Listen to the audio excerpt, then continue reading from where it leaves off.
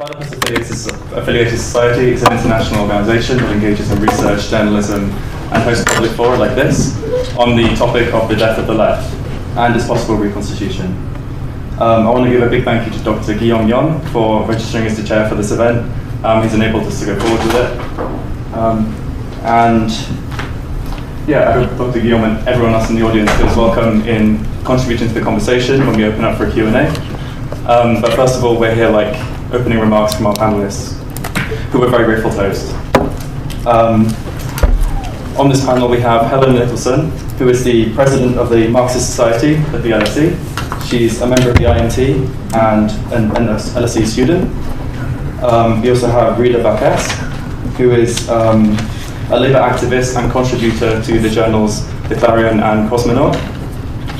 We have Neil Faulkner, author of A Radical History of the World, and activist and member of the grassroots campaign group Mutiny. And Philip Cunliffe, co-founder of The Full Brexit, author of Lenin Lives, Reimagining the Russian Revolution, and lecturer at the University of Kent. The panelists were asked to respond to a panel description and questions that come with it, which you can all follow. There should be sheets passed out around the room. I'll read out the panel description now. It was, the movement around Jeremy Corbyn has been the centre of the British left since 2015. A generation of activists have thrown themselves into the Labour Party, some abandoning former organisations or anti-party anarchist political perspectives. But in the wake of the Conservative landslide election of December 12, 2019, the goals of the left seem unclear. It feels like we've been here before. How did we get to this point? How has the election shaped the political arena? How should the left relate to the Labour Party going forward? Is the left transforming Labour, or is Labour transforming the left?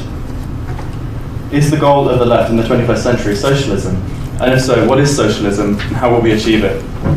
After the election, what's left? So the panelists will now have 12 minutes to give their opening remarks, and then once all that is done, they'll have a few minutes of opportunity to respond to each other. And then after that, we'll open up to the audience. So if Helen wants to read out her opening remarks. You can stand or sit. It's up to you. I'll stand up. But I think, as you say, I'm the president of the Marxist Society at LSE, and so I've been involved in both the campaign within and without the Labour Party throughout my time here. And obviously, I'm a Marxist. I'm a communist. I'm also, a socialist. I believe in building towards socialism in our lifetime.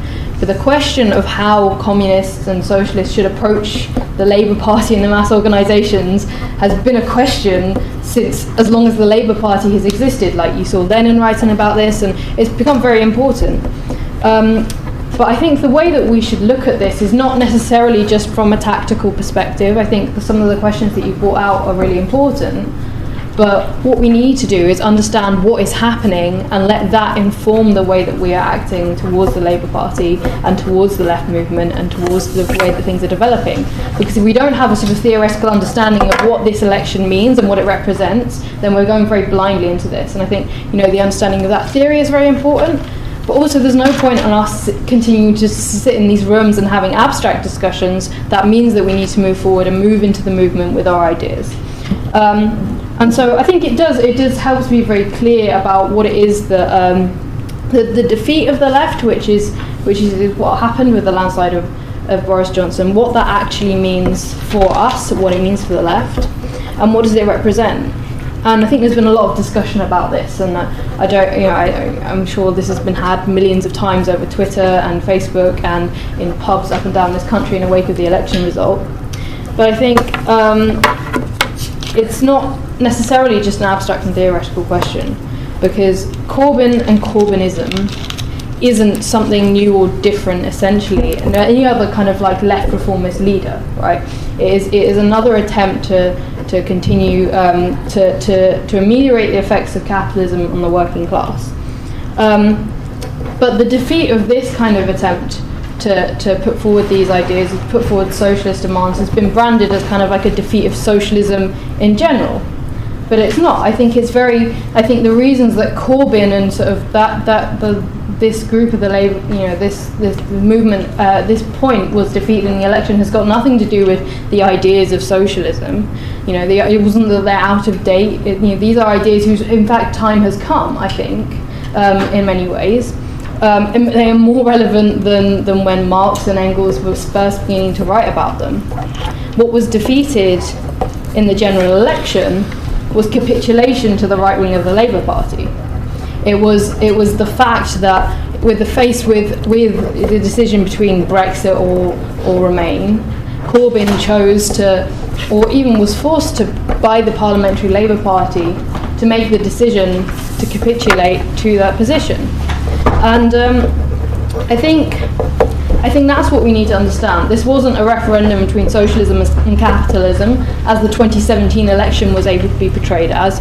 It was kind of another Brexit referendum, and I think the betrayal that a lot of people felt when it came to Jeremy Corbyn, when they said they didn't like Jeremy Corbyn, was not that they didn't like socialism, not that they didn't like the ideas that he was putting forward on the economic front. It was a reaction to the way that he had been presenting the Brexit question and the way that he was talking about essentially people's vote with the potential for campaign to Remain. And I think therefore it's important to remember that this general election is a snapshot. Class struggle happens over many, many years, and it is not going to be defeated by Boris Johnson winning the 2019 general election. The working class has survived the betrayals of Stalinism, it has survived the rise of fascism, it has survived, the fall of the Soviet Union. It has survived many, many, many defeats. Thatcher, the miners' strike in this country. And I think it's important to remember on whose shoulders we stand, is on those people that kept fighting for socialist ideas, even when the fight seemed impossible. And actually, right now, the fight seems a lot more possible than it did 20 years ago. We've seen revolutionary movements upswing across the world. And there is obviously massive scope for this to happen within the UK because of the crises of capitalism that exist. And that doesn't mean that that the Labour Party is therefore the only thing in Britain that is going to have a movement. I think we've seen the climate strikes. I think we'll see in the coming period with the Boris Johnson government that is unable to provide any of the things that he has promised in terms of improving workers' living standards, increasing the industrial plane. The Labour Party is an important part of that, is where a lot of people are. And it is the biggest vehicle by which the left can have a voice. But we can't dissolve ourselves into the Labour Party. We can't adapt to that position. But simply, we can't sit on the sidelines and criticise. There's a lot of criticism from the left, or reformism. Yeah, of course we can criticise reformism and put forward the need for revolutionary change, socialist transformation of society. But we can't do that by rejecting anyone who has illusions in trying to make the world a better place. They're exactly the sort of people that we need to be connecting with, to be building with. And I think what Corbyn represented wasn't Corbynism. Corbyn as an individual wasn't, the be-all and end-all of the left-wing rise of the Labour Party. It was a symptom of a much greater polarisation that exists within society. And that polarisation continues to exist within the Labour Party. The left wing of the Labour Party is still there. And I think it's very confusing and disorientating when you have this election defeat.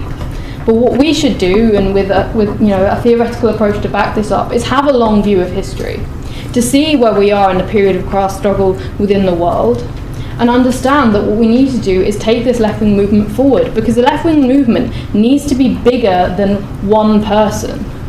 It needs to be bigger than the leadership of the Labour Party. We need to not just fight, not just mobilise people during a general election campaign, which is kind of what was happening, to build a movement that exists between that. As I say, Trotsky defined a revolution as masses entering this stage of history. And that is exactly what we're going to be seeing. And I think the Labour Party is going to play a part in that. But I think also you'll see maybe the unions playing a bigger role. Without the prospect of a Corbyn government immediately, I think a lot of people are going to be looking towards industrial action and taking the fight out into the streets, precisely because the perspective for a left-wing government isn't there anymore. And that doesn't mean, as I say, no one should have like dissolved themselves into the Labour Party. It should always have been a critical support for the Labour Party, pushing it to the left. And we should exist in all these other movements as well, to be a strong left-wing voice for socialist demands. Because if we're serious about wanting socialism in our lifetime, the fight will be a very difficult one, but it is achievable. So I think, as I say, like, we need, at this point, the left wing of the Labour Party and the left in general to be uncompromising. And I think the main criticism we can make of Jeremy Corbyn was that he was compromising to a certain extent. I think he actually had a lot more strength than a lot of people give him credit for, but I think, we can criticise him for that. But the real problem was not necessarily that. It was the strength, obviously, of the right wing of the Labour Party.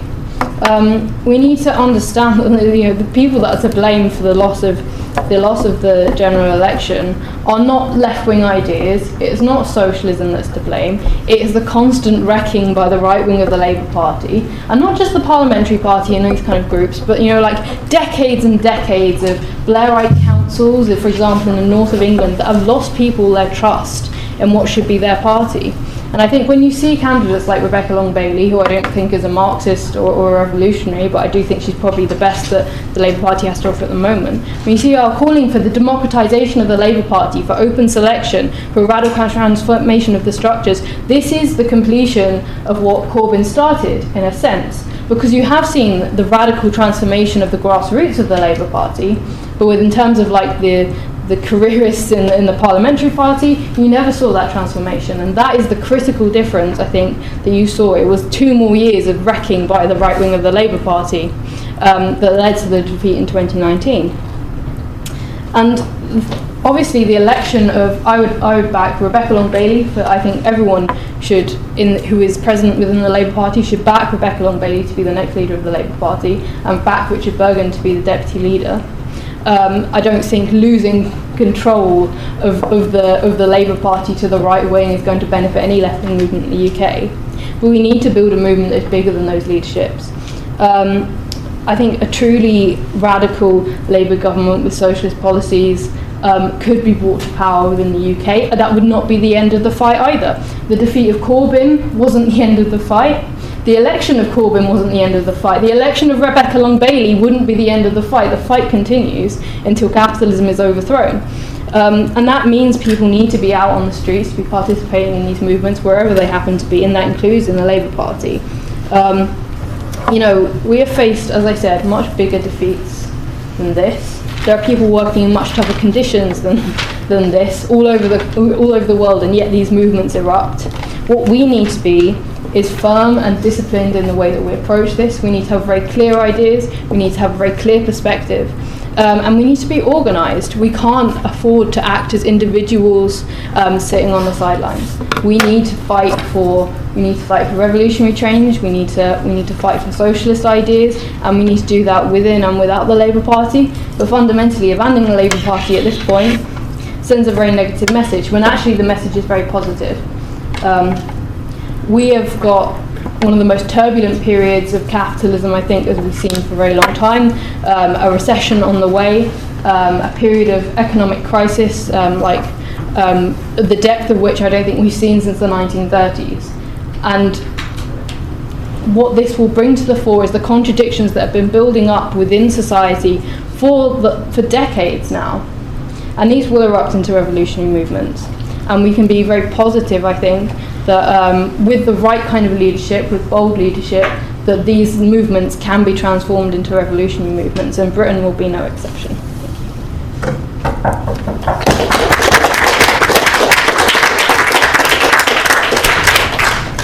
Thank you very much, Helena. Rita, if you'd like to deliver your remarks. It's a classic line to assert after a crushing defeat that, as Rosa Luxemburg put it, the whole road of socialism is paved with nothing but thunderous defeats. It is much less often that one attempts to fulfill the conditions set out for the final victory, to answer the question of why each defeat occurred. The easy post-mortem can be satisfied with declaring that the game was rigged. It was. Every sector of the ruling class joined together in order to cross an insurgent Labour Party from the media to the right-wing Labour MPs. They did. We can point to the internal failures to focus on unity of the Parliamentary Labour Party, of the Corbyn movement, of the entire party, at the expense of something more fundamental, clarity.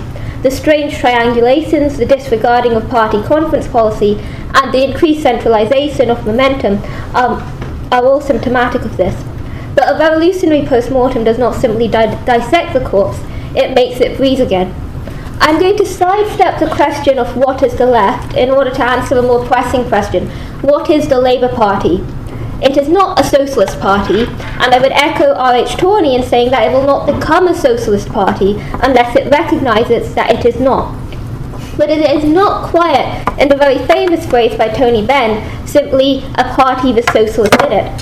How does a socialist, as Jeremy Corbyn can justly be described, be elected to lead a party with a social democratic programme? How do we have a situation in which 20% of Labour Party members believe that Labour's priority is getting rid of capitalism? There's all manner of pedantic quibbling one can do with definitions, and I don't claim that every one of these members has got every I dotted and T crossed in their socialist programme. But it is extraordinary that a party that has never ran on a platform of abolishing capitalism in living memory, in which the most recent government consolidated a Thatcherite economic consensus, in which even the most radical demands of the most recent manifesto only match public spending in countries like France and Germany, still has a considerable membership who assert that the objective of the Labour Party is to overthrow capitalism. I think this illustrates the peculiarity of the Labour Party. It is what Raymond Williams described as a mass party that exists as a coalition of left organisations in which all the essential battles of the left are fought out. Socialists and socialism are the militant animating principle in a mass party that otherwise struggles to go beyond very general values in order to maintain its uneasy and strained alliances. Viewed critically from non-Labour socialists, Corbynism's impact was noxious in this regard. It subsumed the militant minority and turned them into defenders of a sedate parliamentarism. But high-profile converts to the backroom dealings and top-down communications that mark Labourism are not the whole story.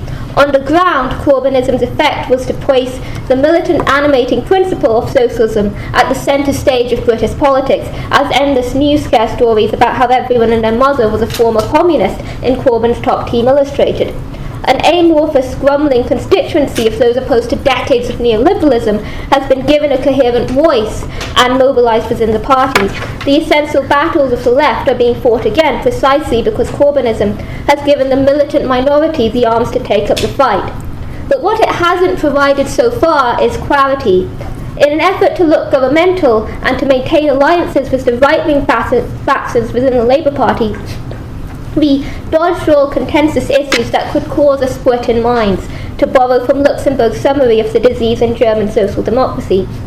The result is a lasting disorientation and confusion in the base of the Labour Party, and fudges and compromises on essential issues, despite conference policy calling for it. Our manifesto in 2019 didn't abolish the no recourse to public funds clause for migrants. We pledged to spend at least 2% of GDP on defence, significantly more than most northern European countries, continuing a tradition in which the Labour Party simply maintains the foreign policy of the existing British state. Pathological statesmanship, to appear constantly as a potential administration in waiting, created the farce of the Tory MP John Bercow sitting in the House of Lords courtesy of Corbyn as a kind of noblesse oblige. We can see traces of this in Rebecca Long-Bailey's campaign, in which rebuilding trust is a regular motif.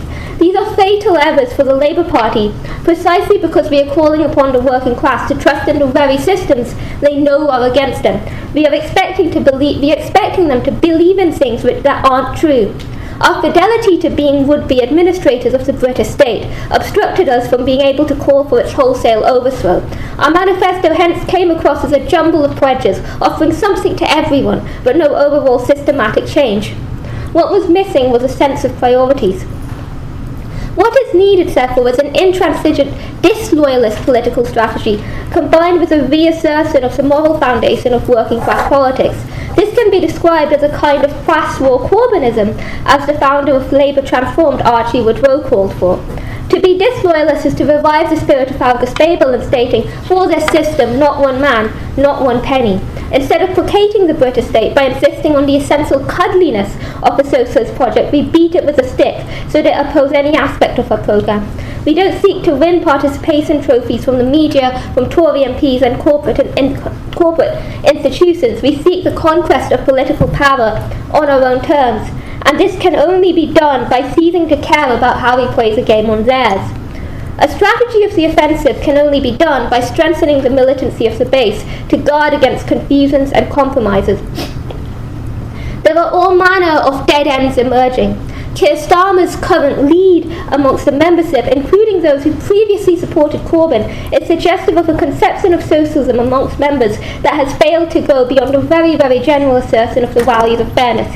We entirely reject Emily Thornberry's definition of Corbynism as speaking from the heart, and have nothing to do with the rottenness of hearts that propose a council house lottery as a substitute for a vision of a truly human society.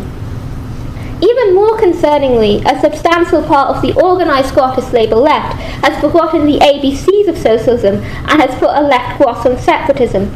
Far from winning back workers from the clutch of Scottish nationalism, tailing the main programmatic demand of the SNP turns socialists into mere hangers-on of a pro-capitalist, pro-austerity party.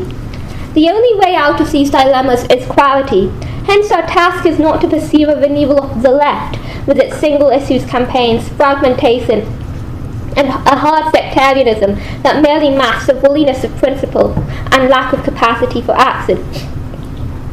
To echo William Morris, the work that lies before us at present is to make socialists, to cover the country with a network of associations composed of men who feel their antagonism to the dominant classes.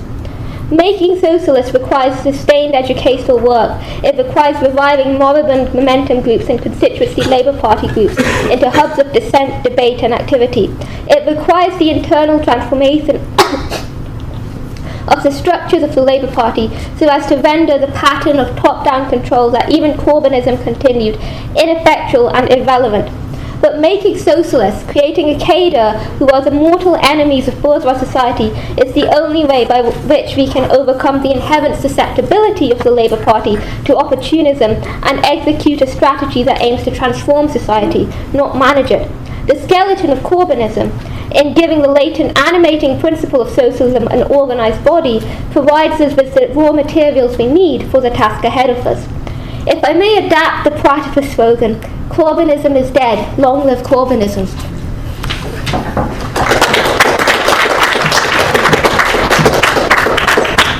Thank you very much, Rita. And now we'll hear from Neil Faulkner. Okay, I didn't know about your questions, actually, but I don't think that's going to matter because it probably wouldn't have affected terribly much what I would have said. So what I'm going to do, I'm not going to talk terribly much about Labour. I'm in the Labour Party, and if folks want to talk more about the Labour Party, then we'll do that. That's fine. I want to talk about class.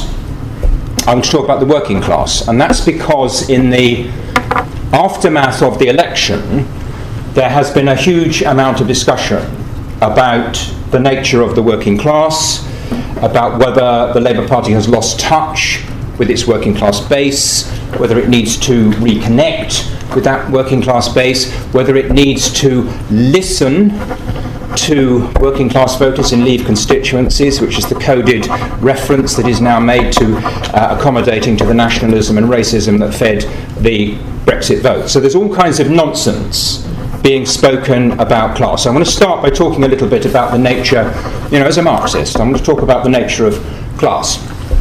Class is not a thing. It's not static. It is a process.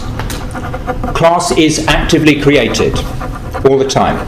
It's created by economic processes, it's created by social relationships, it's created by political activity.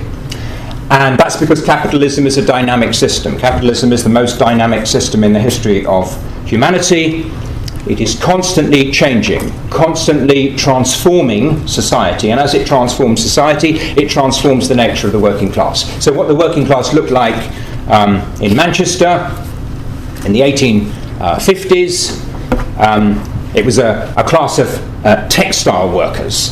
what the working class looked like in Glasgow in 1900, lots and lots of shipbuilders. What it looked like in the West Midlands in the 1950s, lots of car workers. What does it look like in Glasgow today? Looks like call centre workers.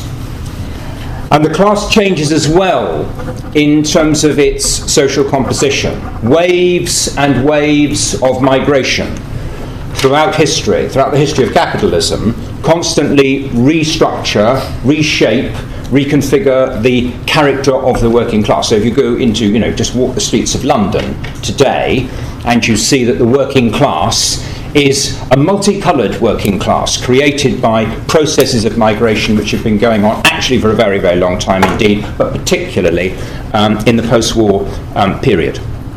Class is actively created by capitalism, it's actively created by social processes, and there is something else. It is a process of political formation as well. And all of the great Marxist thinkers have sort of touched on this, really, but in some cases, I think in the case of Marx and Trotsky in particular, they made it explicit when they made the distinction between class in itself, by which they meant the mere existence of class because of the processes of exploitation and the social relationships, and class for itself, by which they meant the class becoming conscious, becoming organised, and beginning to fight as a class. That's class for itself. When class becomes a reality in the sense of an actor, the working class becomes an actor in the historical process. Now that distinction between simply being part of a working class, even if you're not even aware you're part of a working class, and becoming part of a class force that is acting to change history is absolutely fundamental to all socialist politics. It's the basis of socialist politics. I mean, the essence of socialist politics is we're trying to shift people from being a class in itself to being a class for itself. And that brings me to Brexit. And the thing about Brexit is this. The fundamental thing about Brexit, and it smashed the left leadership of the Labour Party, and it's the basic reason why we lost the election. The thing about Brexit is this. It was an absolutely brilliant operation by the far right to befuddle and split the working class. That's what it was. You look across the world and you see a wave of nationalism and racism and fascism. You see workers voting for political leaders like Trump, like Modi in India, like Bolsonaro in Brazil, like Salvini in Italy, like Le Pen in France. And the term that describes the British expression of that wave of nationalism and racism and fascism in Britain is Brexit. Brexit is the code for nationalism. It's the code for blaming migrants. It's the code for a scapegoat politics that shifts attention away from the real enemy, from the 1%, from the rich, from the corporations. And they have done an absolutely incredible operation because it started with the build-up to the referendum. And actually it started years, decades before the actual referendum with the drip, drip, drip of anti-migrant racism in the Tory media. And that's what culminated, in a sense, in that narrow victory that they won in the Brexit referendum. That's, in a sense, stage one. It's not just driven by the Tories. It's driven by the right of the Tories and their far-right adjuncts, UKIP and then the Brexit Party. It's their project to bring this about. And the effect of it is to do this. The effect of it is to split the working class and to push a section of the working class backwards into a state where it is simply a class in itself, no longer thinking as part of the working class, no longer organised in trade unions, no longer organised as a class force fighting back, and to separate it off from the progressive section of the class that understood the nature of Brexit. and you look at the voting figures, it is absolutely clear. Most trade unionists voted Remain.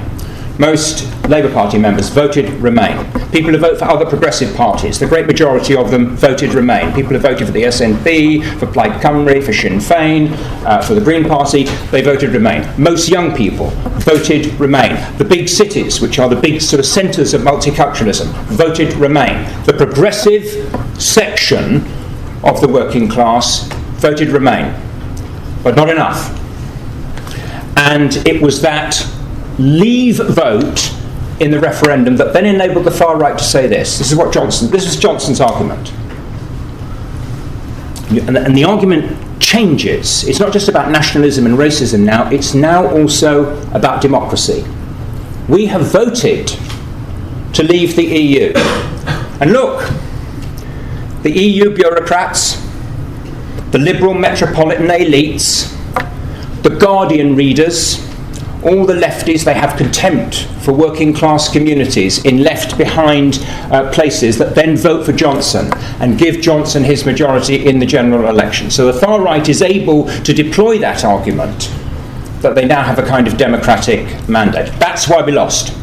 We lost because instead of our side understanding what was happening, instead of the left understanding that Brexit was an attack on progressive politics, it was an attack on internationalism, it was an attack on the anti-racism that is fundamental to the working class movement, it was an attack on solidarity, it was an attack on the idea that we stand together. Instead of understanding that, it split the left. And you have a Lexit left and you have a Brexit left. And I have to say about the Lexit left, that split is now, I think, irrevocable. And if we're talking about the future of the left, I think the effect of Brexit and the misunderstanding of an entire chunk, by an entire chunk of the British left, of the meaning of Brexit, the fact that it's a coded reference to nationalism and racism, and that any pandering to it means capitulation to, concessions to nationalism and racism. That split is now so deep that we are in, I think about 1956, where, you see, what happened in 1956 was, right up until 1956, most people who were on the left, they were either in the Labour Party or they were in the Communist Party. There wasn't really anything else.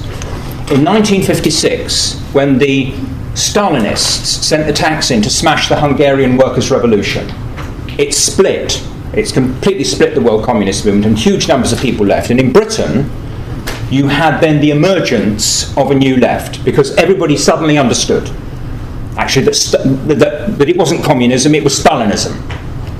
You were either with the Hungarian workers against the tanks, or you were on the side of the Stalinists, on the side of the tanks, shooting down workers in the streets of Budapest. And it created a new left. I think we are at a similar kind of moment, because if you don't get it, if you line up with Johnson, if you think there's a British road to socialism, if you think we're going to build some kind of siege economy, having broken away from the EU, if you think it's okay not to talk about free movement anymore because we're worried about those Leave voters in constituencies that went Tory, so we keep that quiet. If you start peddling that kind of politics, you're finished, as far as the left is concerned, because the left is a battle of ideas. It is a battle of ideas to create class for itself. And you cannot create class for itself unless you go into working class communities and you argue consistently, unflinchingly, against nationalism, against racism. And if you translate that into British politics right now, it means standing with migrants, standing with Muslims, standing with workers who are from the EU in London right now and all around us. And the politics that says, actually, we're in favour of Brexit, but we do believe in free movement, almost in brackets, we do believe, it's nonsense. It's complete nonsense. And it's an old idea that comes, just finished really, the origins of it. The roots of it are Stalinism. You go back to the 1970s, and you had a section of the left that argued that what you do, you have the Labour Party even called it the alternative economic strategy. The alternative economic strategy was you don't join the EU, and you try and build socialism in Britain. That's basically a Stalinist idea, that socialism can be constructed on a national basis. It can't. There's no such thing. Socialism is an international thing. You have to smash international capitalism. The international working class has to take control. Sorry, I'll have to ask you to bring it to a close. Sorry, I didn't see my 1 minute bit. So I'm there. You have to carry that argument into the working class and win international socialist perspective, and the starting point for that is to oppose the far right's Brexit project. Sorry, I didn't see my sign.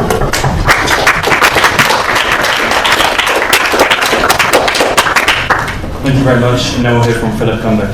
Thank you, and thanks to Platypus for inviting me, and I think it's useful, it's an excellent moment in British politics to be having these kinds of conversations. So, it's been an age-old question on the British left as to how far the Labour Party can be used as a vehicle for advancing working class interests, for being a vehicle for revolution, for being a vehicle for socialism. And it seems to me in the aftermath of the Labour Party's defeat in the most recent general election that debate has now been definitively and finally settled, that it can't. It can't be used to advance working class interests, it can't be used to advance socialism, and it is not a vehicle of revolution. And more to the point, it's a debate that has been settled not by intellectuals or by theorists, but it's been settled by the working class themselves, by working class voters who have buried the Labour Party, and they're shoveling on the soil. And the left is engaged in the unseemly and undignified scramble to rescue the corpse from under the workers' shovels. So I think that's the most kind of important, the most important lesson to take away from the 2019 election. It's a tremendous working class revolt, an electoral revolt, a tremendous ballot box insurrection. And the first ballot box insurrection, the first aspect of that revolt was the working class vote for Brexit, the shattering of the technocratic centrism that had prevailed in Britain for the last 30 years or so, the shattering of the post-sovereign transnational politics embodied in the EU. Then furthermore, the working class vote also, and working class voters' scepticism of attempts to overturn the referendum, to erode the referendum, to outflank the outcome of the referendum, their scepticism to all of that, their commitment to democracy, meant that they effectively disciplined their ruling class to abide by the outcome of the 2016 referendum. And that in itself, I think, is a tremendous and significant political achievement, and perhaps unprecedented in recent European history, where the pattern of Euro referendums has been to overturn popular referendums which go against the EU, or to force the electorate back to the ballot box, as happened in Ireland, or to effectively just ignore and outflank negative result, which is simply ignored by the European elite, as happened in the Netherlands and in France. It didn't happen here. And the reason it didn't happen here was because the working class and their scepticism about attempts to overturn the referendum forced the ruling class to abide by the result of the 2016 referendum. But not content with that, significantly they pushed on. Working class voters have been uncontent with those, and have even gone as far as overthrowing their high-handed and arrogant tribunes in the Labour Party, and in so doing they've shattered the one-party statelets that dominated politics in the North and in the Midlands for generations, and that's ended now, and that was a tremendously thrilling working class revolt and a dash for political independence that I think should be celebrated. I also think it's important that what the working class voters, the working class in this country have rejected is also it's a rejection of Corbynism. And with the rejection of Corbynism, it's also a rejection of millennial socialism and literal communism. Frequently Corbynism has been portrayed as a radical departure, a radical new breakthrough for left-wing politics, a more left-wing leadership, a more left-wing party, a more left-wing manifesto than has been seen for generations, and I think that's entirely mistaken. In fact, it was very much in keeping with the general drift and trajectory of the Labour Party in terms of pandering to a middle-class constituency and also being essentially a middle-class party in terms of its membership. Even more than that, though, I think that Corbynism was in keeping, far from being a radical departure from the Labour Party, it was in keeping with a very long-standing, perhaps even defining political tradition in Labour, which is radical social liberalism. The idea that a technocratic elite within the state are going to shower benefits on passive recipients below. So from on high, if this technocratic elite capture state power, they'll transform society, they'll ameliorate capitalism and shower benefits and largesse on the passive recipients of their goodwill. But there will be no expression of political agency from below. And I think this is the essence of the Labour Party tradition, and Corbynism was in keeping with that. For the many.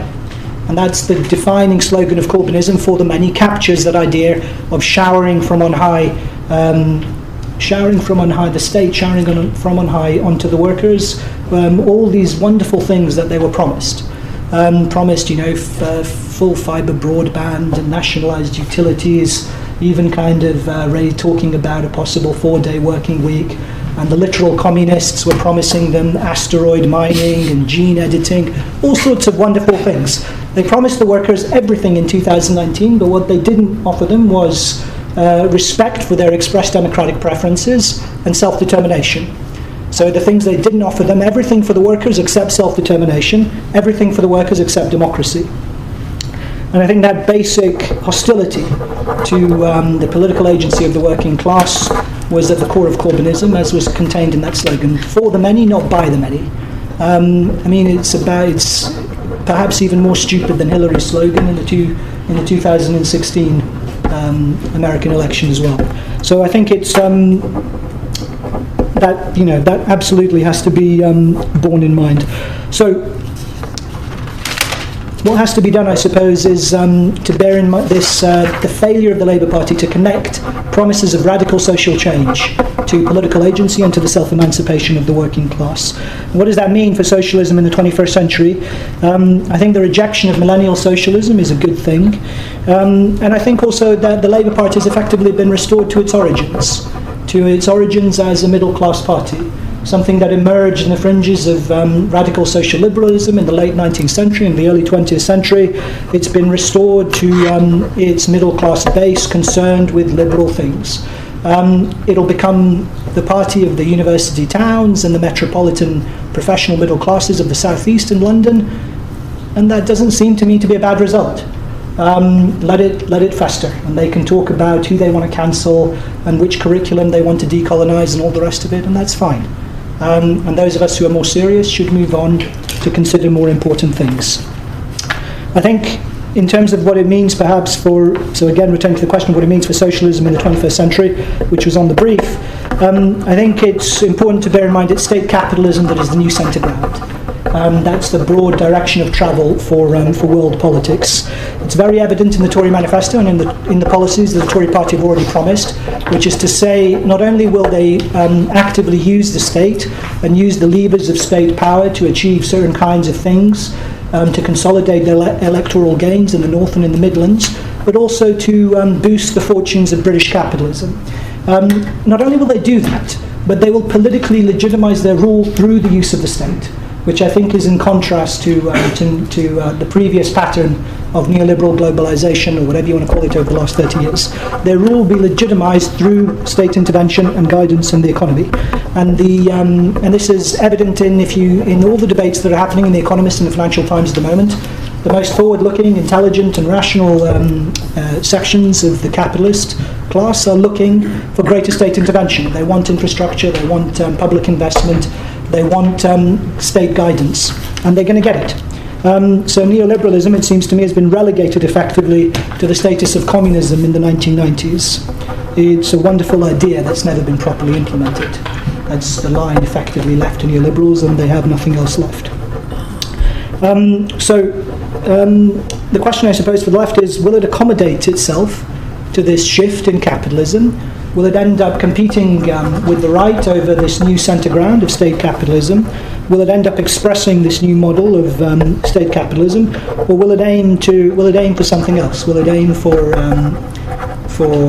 socialism in contrast to state capitalism? And then I want to finish on reiterating I think the achievement or the political significance of the 2019 election, because British workers have insisted on greater political control. And the question for the left is whether they can actualise that political will for greater control, whether they can use this instinct for self-rule as the basis for a new radical politics. So Brexit was the first gift from the British working class to the British left, and it was scorned by the British left. I think the general election result, in which the Labour Party has been buried, is the second gift of the British working class to the British left, and so far it looks like the British left is scorning that gift too. Perhaps in forums like these we can at least make the case and consider the fact that the British left should aim higher than trying to rescue the corpse of the Labour Party from under the workers' shovels. Thanks.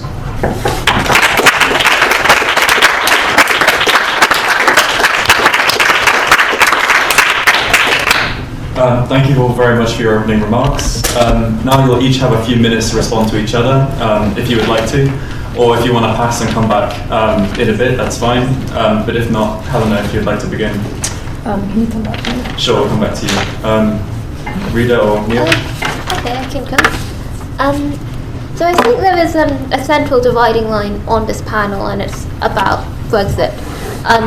So Neil is very much about Brexit is an expression of Stalinism, well, not an expression of Stalinism, it's a project of the far right, and the left, which allies itself to Brexit, are essentially speaking from a Stalinist political tradition, whilst I think Helen and Philip both see Brexit in some way as an expression of a democratic preference of the British working class, and of the failure to listen to it costs Labour. I think it is overly simplistic to present Brexit as a class decision. There's all manner of demographic breakdowns you can do, but there is a kind of the core Brexit vote was middle class property owners in their home counties. I think that is a fact that is hard to avoid. But at the same time, I think there is this idea that the left is very internationalist, and hence we should obviously oppose Brexit because it is allied with anti-migrant, racist, far-right narratives. And I think to a point that is entirely true. But I don't actually think that the nationalism inherent in social democratic projects like the Labour Party actually originates from Stalinism. I think this is a tendency that was most made apparent in 1914, in fact, with the vote for the First World War, and I think, and if you read the justifications, the defence of the fatherland, and so on, it is very much rooted in this idea that a social democratic party, even one that was avowedly Marxist, is going to be an administrator of the nation state. And I think there has been a failure of the left to actually develop an independent form of internationalism that doesn't actually ally itself to capitalist institutions like the EU that also depend on a form of nationalism and a form of reinforcing nation states. I think there is a lot to say about Philip's intervention about the Labour Party and the nature of the Labour Party, but I struggle to see how I think the first thing is that I think the fall of the Red Wall is much exaggerated in terms of the fact that particularly the Midlands, a lot of the things that have been characterised as decades of Labour rule have in fact been swing seats for a very long time. I think there's a general collapsing of distinctions into which any seat that Labour has ever held has somehow meant to be a lifelong century-long safe seat to Labour heartland, when actually many of these seats were not century-strong working-class strongholds filled with socialist politics, but turned after World War II. I think, for example, Glasgow is a great example of this. It's a big red quiet segment of mythology, very left-wing, but Glasgow voted Tory until like the 1960s.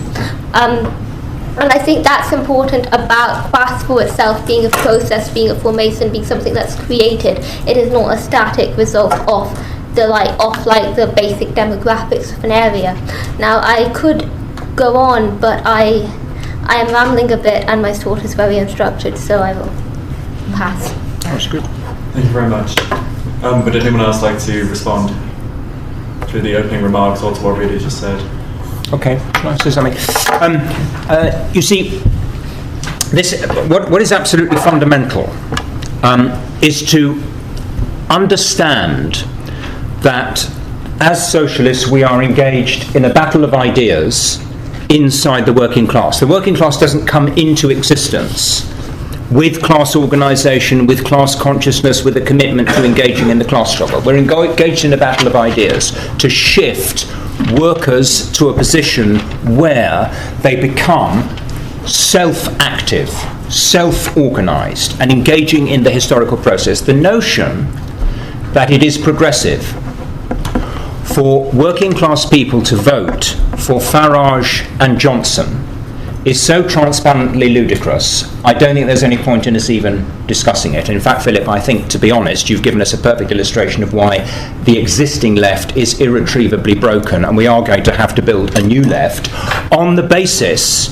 of the politics which all of the opinion polling that has been done suggests was the dominant politics of people who voted Remain. And a huge amount of statistical work has been done, a huge amount of polling has been done, and what the evidence suggests absolutely consistently is that people who were anti-racist, people who were anti-sexist, people who were opposed to homophobia, people who had an internationalist perspective, people who were in favour of greater social equality, people who were in favour of social reform, and on and on and on. All of those fundamental measures of where you stand on the political spectrum, progressive or reactionary, on all of those counts, the Remain vote was a progressive vote, and the Leave vote was a reactionary vote. That doesn't mean that every single person who voted, Philip, I presume, is not all of those things. So there are some people who voted Leave, right, who don't fit that demographic, who don't fit that profile. But overall, that was the case. That was the dominant message. The starting point has to be an understanding that the working class has been split by the right on the question of Brexit. That basically it's a progressive split as opposed to a reactionary split. It's got nothing to do with the EU.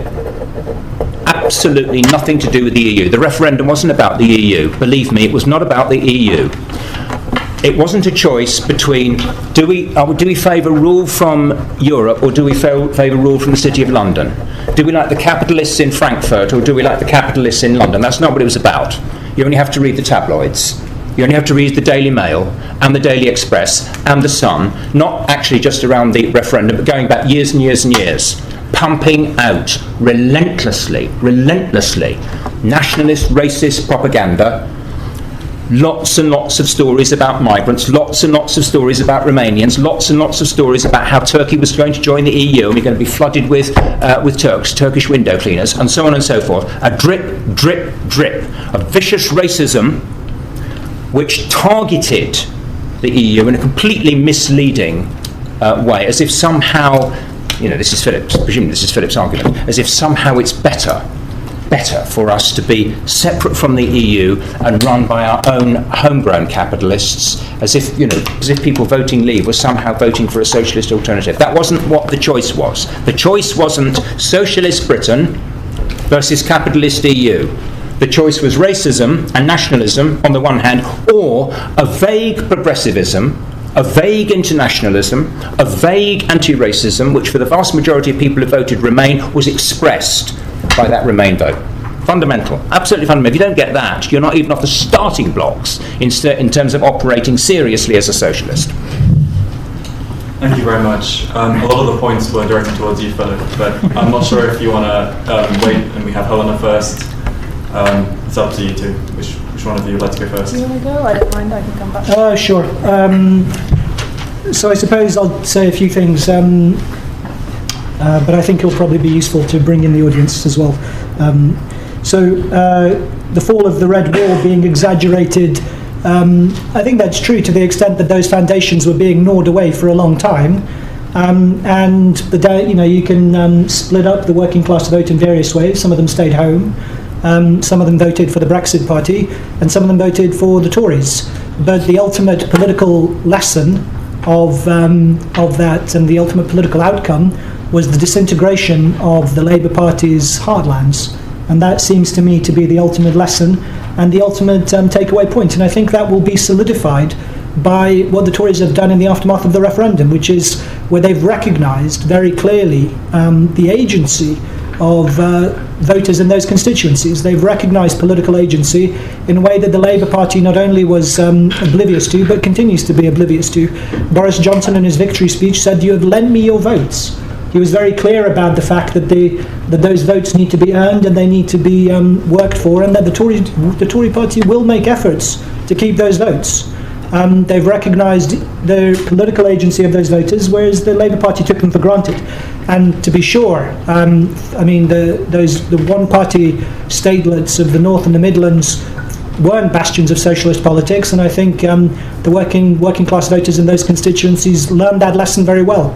Bastions of entrenched corruption on Labour-dominated councils, a revolving door between Labour Party councillors and property developers. You only need to look at any of the regional newspapers in those constituencies to see the deeply entrenched corruption. And I'm sure Labour Party voters know that story very well, and that was their experience of Labour Party rule, both at the council level, the municipal level, and also having Labour Party rule there for generations. So with respect to what the vote was for the referendum, I think the vote for Remain was very naturally a conservative vote. It was a vote for the status quo. It was a vote for retaining the existing institutions and structures of the British state, and for retaining the existing political structures associated with capitalism as it is today. Whereas the Leave vote was a predominantly political vote, because it was about control. And that was what defined the slogan of the Leave campaign. It was take back control.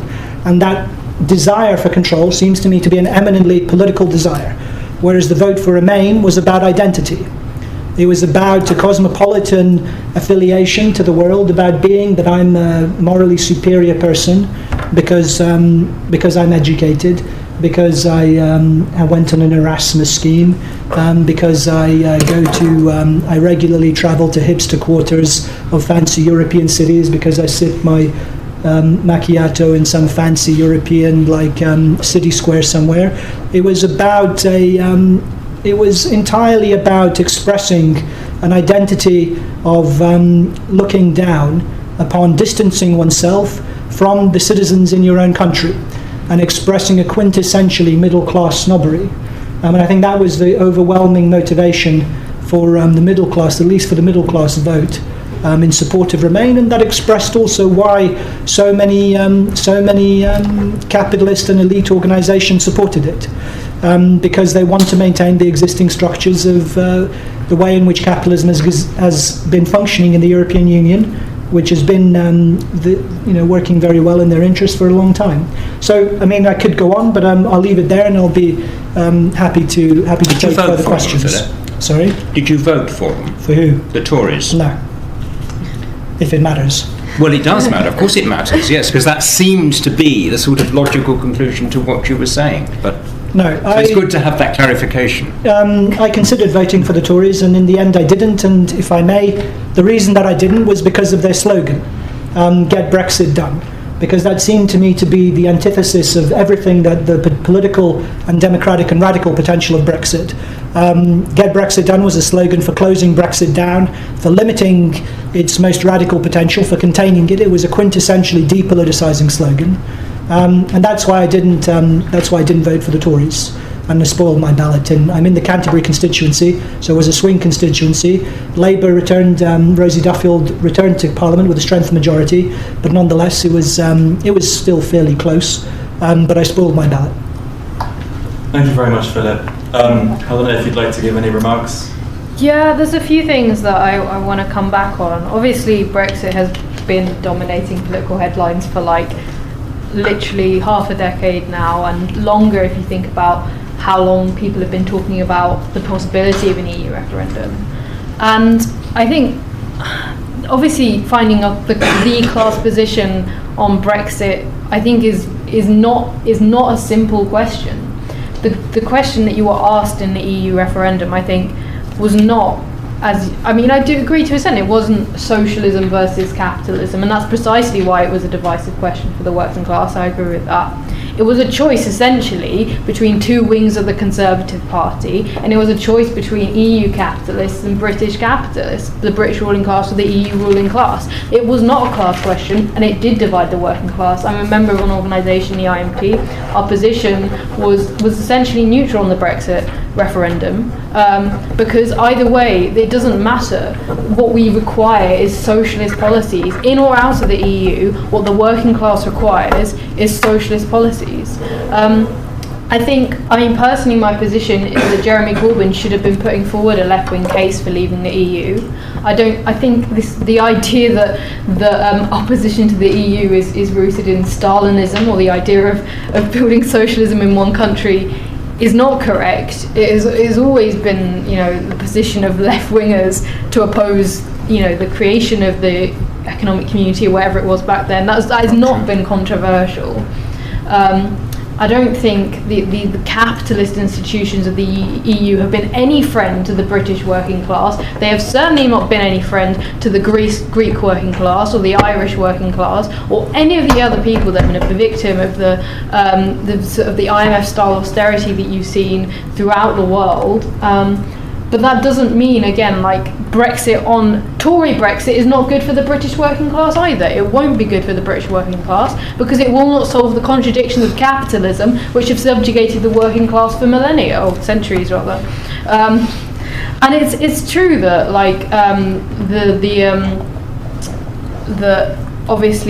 the Remain vote has been, sort of become an identity, and it's become very divisive. But I don't think it needed to have become that. It became that because the right of the Labour Party did push for this Remain policy. If I think what happened is the class questions that were brought out in the 2017 general election, when Corbyn was putting forward essentially a respect for the referendum position, and who obviously had been Eurosceptic for most of his political career. I think a lot of people put a certain amount of trust in that. And then this capitulation to Remain was incredibly damaging. And precisely because it was seen to be a capitulation to the status quo. And I think this point about Remain being a vote to the status quo, I think that is correct, because the message of the Remain campaign was not really socialist internationalism. It wasn't for a radical Britain within the EU that supports workers. It was essentially, let's stay exactly how we are because it's fine. And the campaign for the Remain after that has been, why can't we go back to 2015 when the working class in Britain knows that everything hasn't been fine. Everything hasn't been fine for at least a decade, certainly 100 years. And I think this is the point. You've seen it across the world where the centre-left parties have capitulated to defending democratic institutions, bourgeois democratic institutions. You saw it in Brazil. Why do you think Bolsonaro won in Brazil? It wasn't because Brazil is full of rabid fascists. You've seen the general strikes that have happened within Brazil, right? There are militant working class movements within Brazil. It's not fascism. What happened was the left-wing party, in the face of Bolsonaro, went, we must defend democracy, we must defend the status quo, we must defend these institutions that have been subjugating people and putting them through misery for years. And this happens across the world when you have social democratic parties that seem to think that the best thing to do for working people is to defend the way things are. No, we need to be on the offensive. We need to be fighting for better things for the working class. We need to be providing positive socialist demands. I think this point about building a cadre organisation, training people, educating people, I think that's incredibly important. And building, revolutionary organisations that can work within, the labour movement, to provide sort of a bastion of political education for people is really important, because obviously, as we've seen, the people who are on the soft left or who have radical leanings without a theoretical framework to understand this can be blown in any direction. That's what happened on the EU, that's what's happening at the moment with the sort of people that are voting for Keir Starmer. It's not because they're bad people, it's because they need a strength of ideas and a strength of conviction. I think, I'm a Marxist, I believe those ideas are the best way of understanding the situation, and I'll leave it at that, Thank you very much. Thank you very much to all of our panellists. Let's give them a round of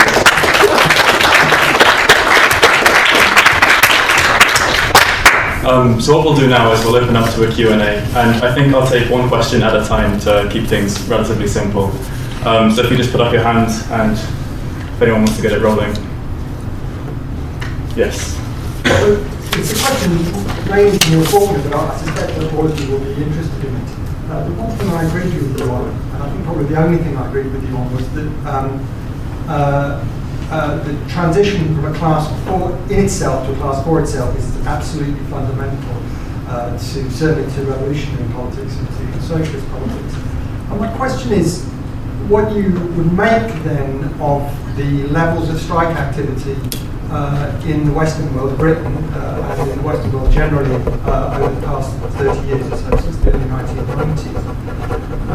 Because they are so low that when academics in Britain went on strike twice recently, the number of days lost in those working days lost in those strikes was greater than all the days lost in strikes in Britain for many, many years. So I'm interested to know where you get your class for itself that was evilly divided in 2015 by the brilliant machinations of Nigel Farage and Boris Johnson. The left's cowering before these charlatans is astounding.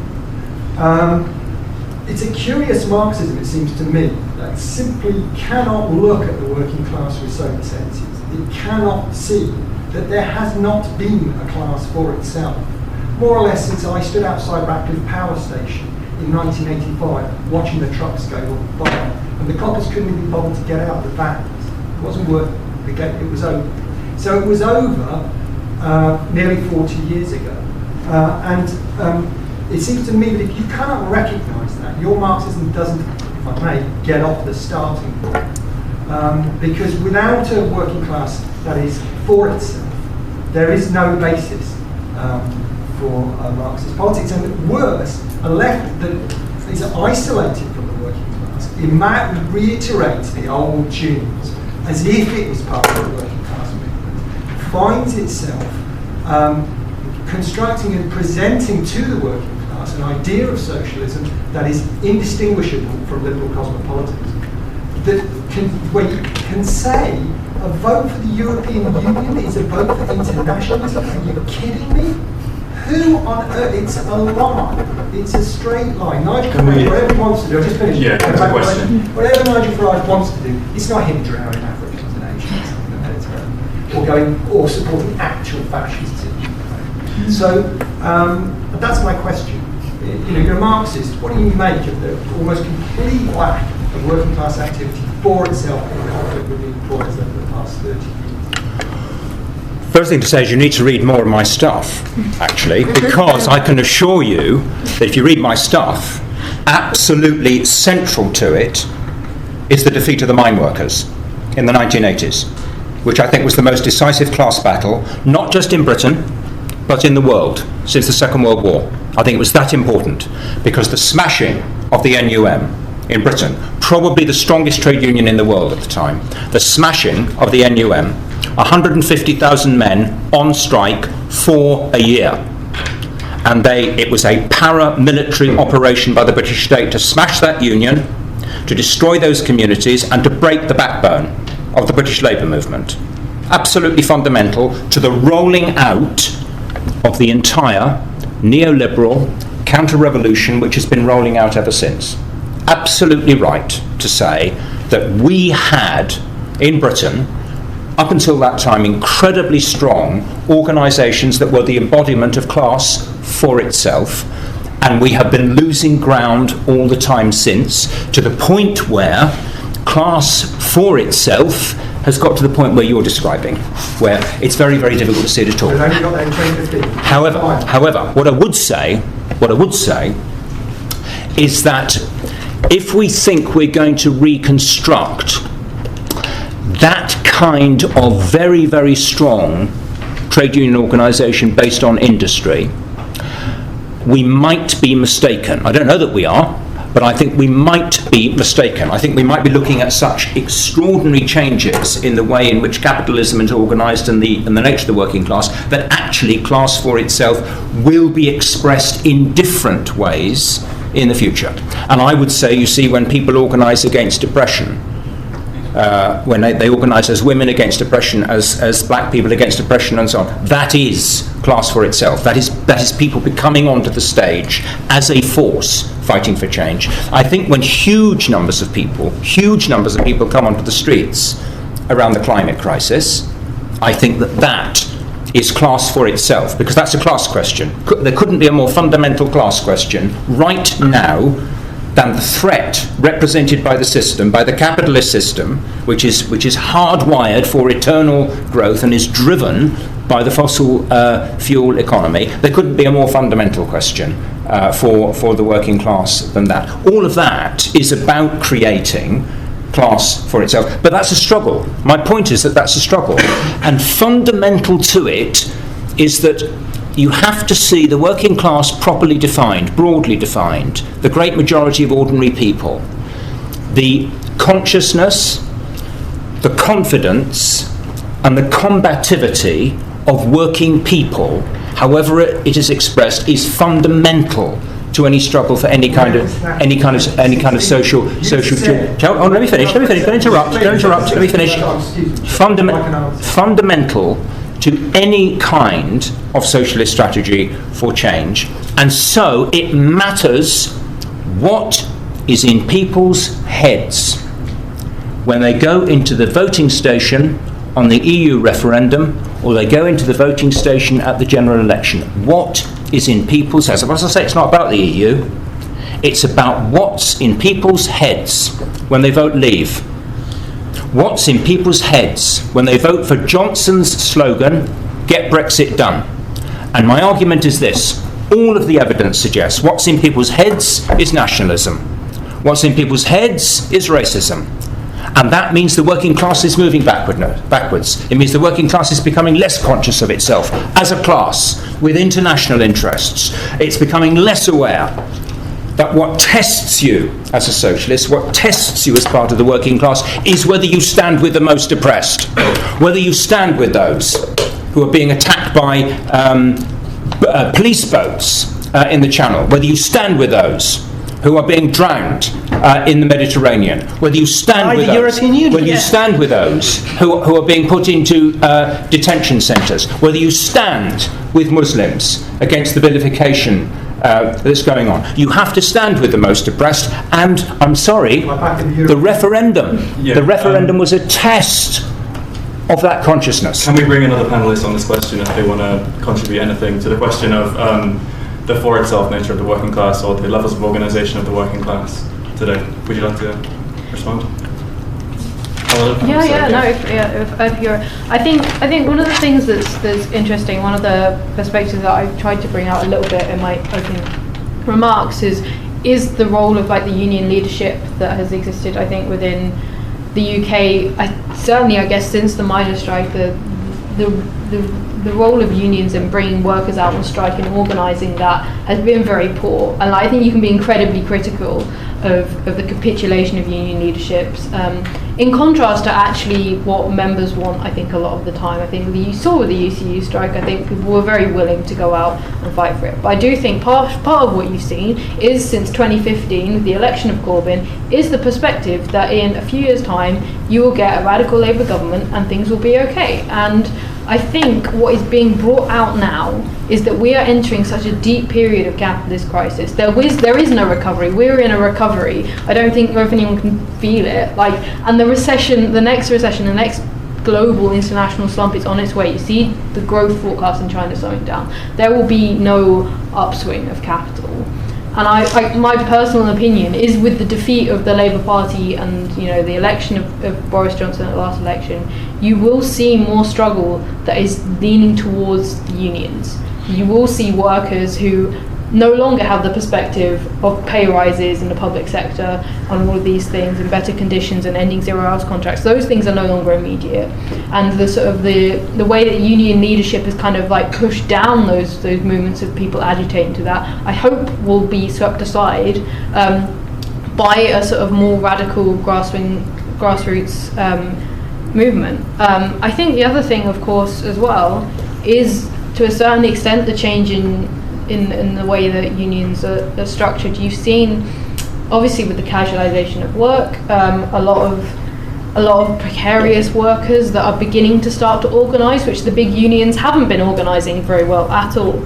And you see on university campuses, the IWGB, the United Voices of the World are beginning to start to organise very militant workers to go on strike, for example, to end outsourcing. This is a small scale, but this is not something that the bigger unions have been able to do thus far. And I think that will be a really interesting part of the next few years, will be how we organise a new layer of very precarious work. And you might see the development of I think there are parallels with new unionism and the development of that, that created organisations like the RMT that are still existing now as one of the more radical unions that came out of this sort of end of the 19th century, that we did see casualised work, dock workers in that case, in that time, that were beginning to organise themselves along these sort of newer radical unions. So I think potentially a change in union leadership, more pressure from the grassroots,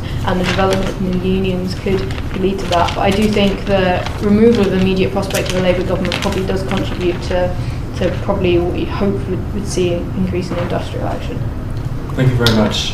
Philip, you held me for a response. I suppose just quickly, because I'd like to get more questions, but I think leftists would be deceiving themselves if they think that the Tory government isn't going to make a significant pitch to working class voters. And at the same time as they will be, and they've already promised they're going to go for the RMT, ironically one of the most anti-EU unions, they're going to be cracking down on the RMT, but what they're going to be, they're going to make a significant pitch to working class voters, and they're going to consolidate the electoral alliance that underpinned their vote in 2019, and the crisis, the global crash already happened in 2008. It was 10 years ago. Global capitalism collapsed, and left populism, that was the response to that. It's over. It's over in Spain, it's over in Italy, it's over in with Corbynism in the UK, and maybe Bernie's the only man left standing, and we'll see what happens at the end of this year.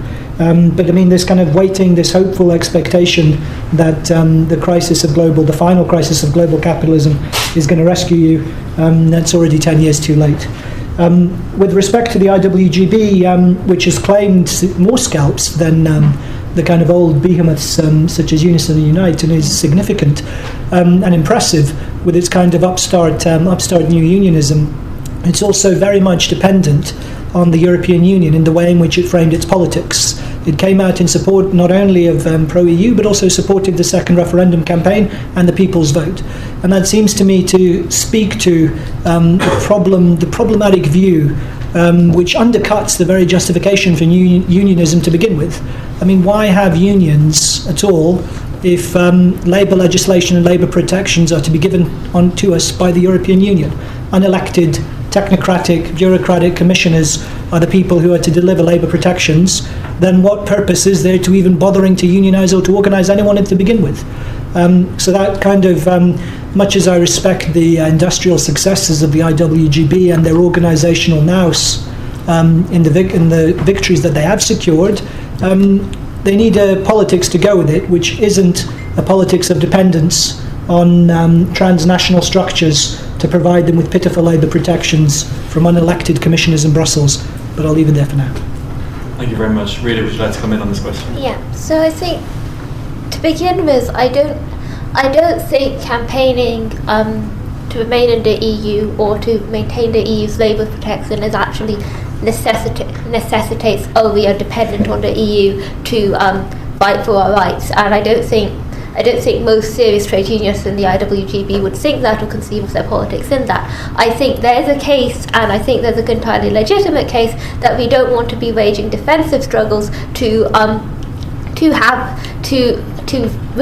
fight against the abolition of rights that we've already won. It's in a similar way how if a socialist goes like, we want to keep the 8-hour day, which is now in legislation by the British state, it is not saying we're dependent on the British state for labour rights, it's saying we've won these struggles already and we don't want to reopen them. I think there's like sort of gulf between industrial activity and the growth of the Labour Party is a really interesting one, because you have this rise in a sort of leftist politics without any industrial resurgence beyond isolated pockets in McDonald's, in the Picture House strikes very briefly, and in the UCU strikes. And I think it's symptomatic of a kind of leftist politics that is not seriously rooted in the working class and in working class bases. Now, if you look at most of like high-profile Corbynites, they're people who are like, they're media figures. They're kind of relatively disconnected from their communities. It's like mobile young people, and I think there's a lot of merit in that, and I think it's good. But it is not actually sufficient to actually, if you are moving about every couple of years, you generally spend your life like traveling, and your career is kind of based in kind of like the creative industries or the media industry, as a lot of like Corbynite commentators are. That is not actually sufficient to wage a long-term industrial struggle. And I think the sort of tragedy of Corbynism is that we kind of built a lot of like leftist public figures who really actually did like provide a valuable service in kind of leftening the overall like political outlook of a lot of people. But we did not actually build very effective industrial organisers, and we didn't actually put much energy into building up industrial organisations. It was never a priority of the Labour Party left. Thank you very much, Rita. Let's take another question from the audience. Peter just there, you said it's mostly mobile young people and that's not sufficient. And Philip, in your opening speech you said the rejection of millennial socialism is a good thing. I was wondering, I think it's quite clear what both of you mean, what the kind of ideas you have when you're discussing those people. I was wondering what you think will take its place. Thank you very much. Shall I respond? Yeah. Was rejected by the voters, rejected by the country, rejected by working class voters. But it seems to me like it's going to,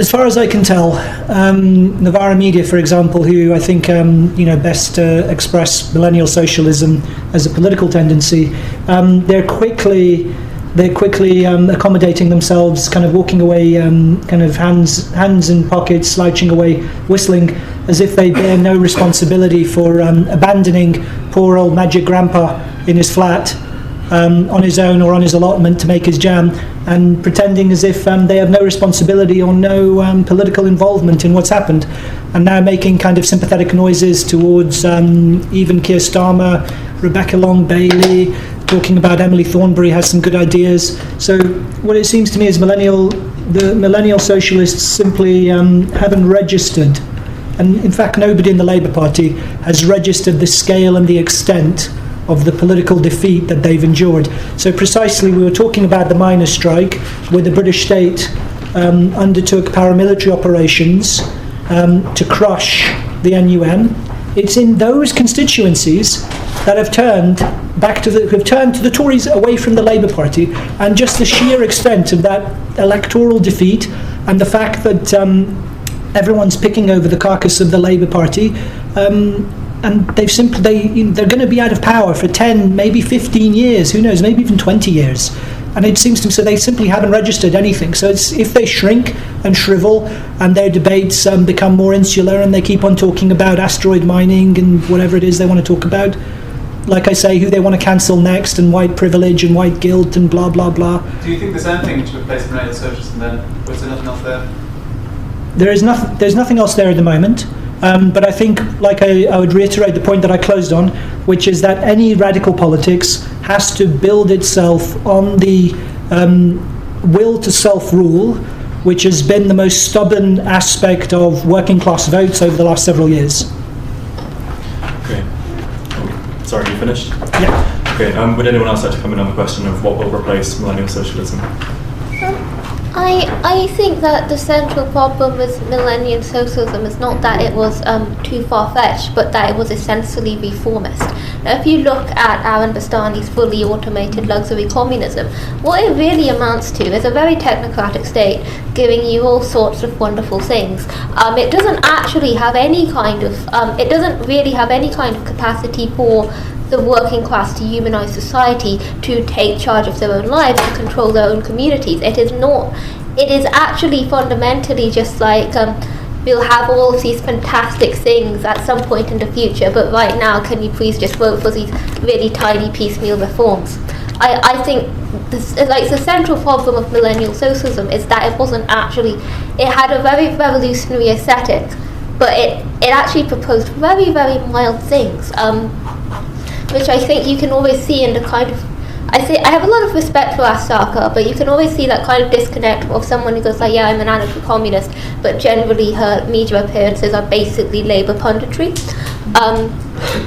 But I think what replaces millennial socialism, or a kind of like superficial radical aesthetic, is an actual serious attempt at organising in working class communities, It is about delivering socialist political education. It is about democratising the Labour Party. That's basically, like, even the Corbynite Labour Party did not actually give members much power. It did not actually revive CLPs that much. Even like momentum groups tended to be kind of fairly like boring social functions for people who had a bit of free time in their evenings.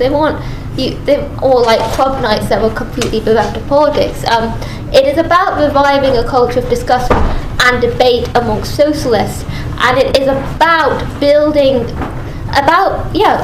making socialists, as William Morris said. It's about basically propagating the principles of internationalism, of solidarity, and of working class power, and placing that at the forefront of any strategy. I think basically away with millennial socialism, let's get the actual socialism. Should we go to a different question? Yeah, let's have more questions. Okay, I registered your hand. I think, like, following on from what Rita was just saying, it's interesting that "for the many, not the few" was actually Tony Blair's slogan in the mid-90s. And Rita, you posed it in your opening remarks as on this question of the Labour Party. You said, well, how is it that the party, which, is basically a capitalist party, still has all these people in it who talk about socialism? And, that was the strange thing for you, and raised this weird question about the Labour Party. Maybe it's just not that strange at all. Maybe it's just like disgruntled Blairites, young people going through the crisis of neoliberalism whose rhetoric took on this radical veneer, and actually it didn't really mean very much. And I guess that raises this issue of what the Labour Party is. I think the first three speakers all identified in the first person plural with the Labour Party. And I do wonder what the three of you make to Phil's point, and I think Rita did allude to it as well, that the Labour Party has never been a socialist party and never will be a socialist party. And to go, the point about the class for itself and in itself, two of the key things about the class for itself is political independence, and, as Rosa Luxemburg famously puts it, its goal, right, of socialism. So I don't think that even at the height of British trade unionism, let's say in the mid-20th century, that there was a class for itself. Otherwise, you totally liquidate socialism as an idea and the question of class consciousness as Lenin put it forward. So I would like to get kind of responses from the first three about, what does it mean that you identify with the Labour Party, and what is the relationship of socialism to the political independence of the working class? And then for Phil, you actually said it more explicitly in other places than you did tonight, that the vote in the 2019 general election was the working class establishing independence, right? The independence from the Labour Party. And I guess what's missing there is that political independence requires that kind of being organised for something. I'd like to get all of you to respond on the political independence of the working class, because otherwise you really are just tailing the Labour Party again and again and again.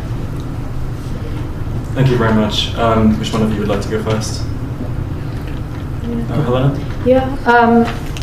Yeah, I mean, I do. Obviously, I'm a member of the Labour Party, and lots of socialists and lots of communists are. But I think you're right. The Labour Party has never been one thing, and the idea that it is a socialist party in and of itself is probably not a helpful thing to try and push. It's not helpful to spin history.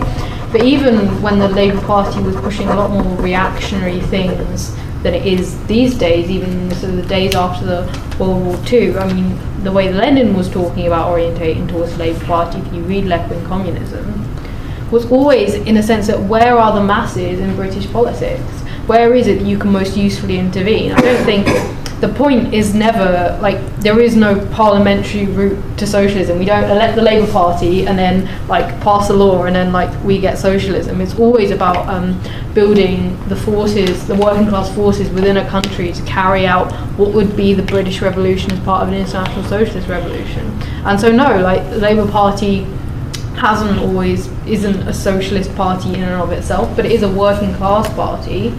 And what we need is a working class socialist party. We can't base ourselves on anything other than the working class in Britain. And I think you can get a working class socialist party supporting Jeremy Corbyn. I think one of the things to remember is always that everyone is contradictory. The working class in Britain is contradictory. It will have confused ideas. There will be lots of different people within it, right? And the expression of that can come, through frustration that can be channeled towards the left or the right. And I think that's what we've seen. We've seen polarization from people that don't have quite a clear perspective of how to take, how to change the things that are frustrating them about their lives. And that is the role, I think, of cadres of socialists within the Labour Party, is to put forward the position that the leadership should be adopting and taking and pushing forward. It's not about the Labour leadership in and of itself. It's about attempting to push forward reforms of capitalism. Obviously, the election of a Labour Party Labour government, even with a socialist programme, is it's going to come up against all of the things that reformism always comes up against. But it's the creation of, I think, of educated people who understand why that's happened, to provide a kind of pole of attraction within the Labour Party, to therefore radicalise people even further. I think reformism essentially is a lesson that is learnt by working class people, because you can't reform capitalism, and that will always come out. Thank you. I think we should go on to a different. Really, would you like to respond? I suppose the question is to what extent do you think working class political independence is expressed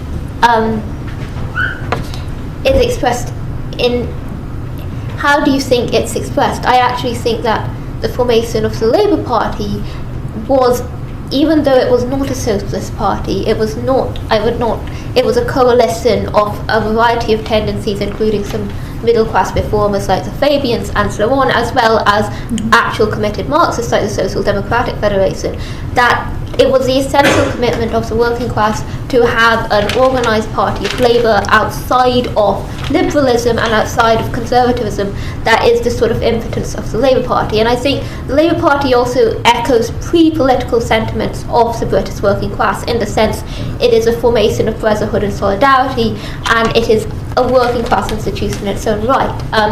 I think there are obviously debates you can have about the demographics of the Labour Party. I think Philip will go, well, look, it's very middle class now, but if you look at the actual demographic and the actual sort of wealth and the actual relations to power that Labour Party members have, it is still, in a very broad way, a working class party and an expression of the working class in Britain.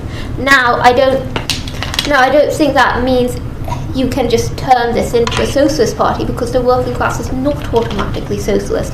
It does not even become socialist because after it realises that, several Labour governments don't do anything, because we've had every post-World War II Labour government has been a capitalist government, and it has let down and disappointed the working class in various ways. But I think the role of socialists within the Labour Party is to echo Helena a bit, is about providing a radicalising pole. It is about giving people the capacity to push the Labour Party further. It is about challenging the limits of Labourism. It is about breaking through those limits and eventually, and not necessarily quickly or easily or broad freely, but eventually building a broad socialist orientation within the Labour Party that is capable of exercising power against the right-wing and capitalist factions within the Labour Party. Thank you very much. And Neil?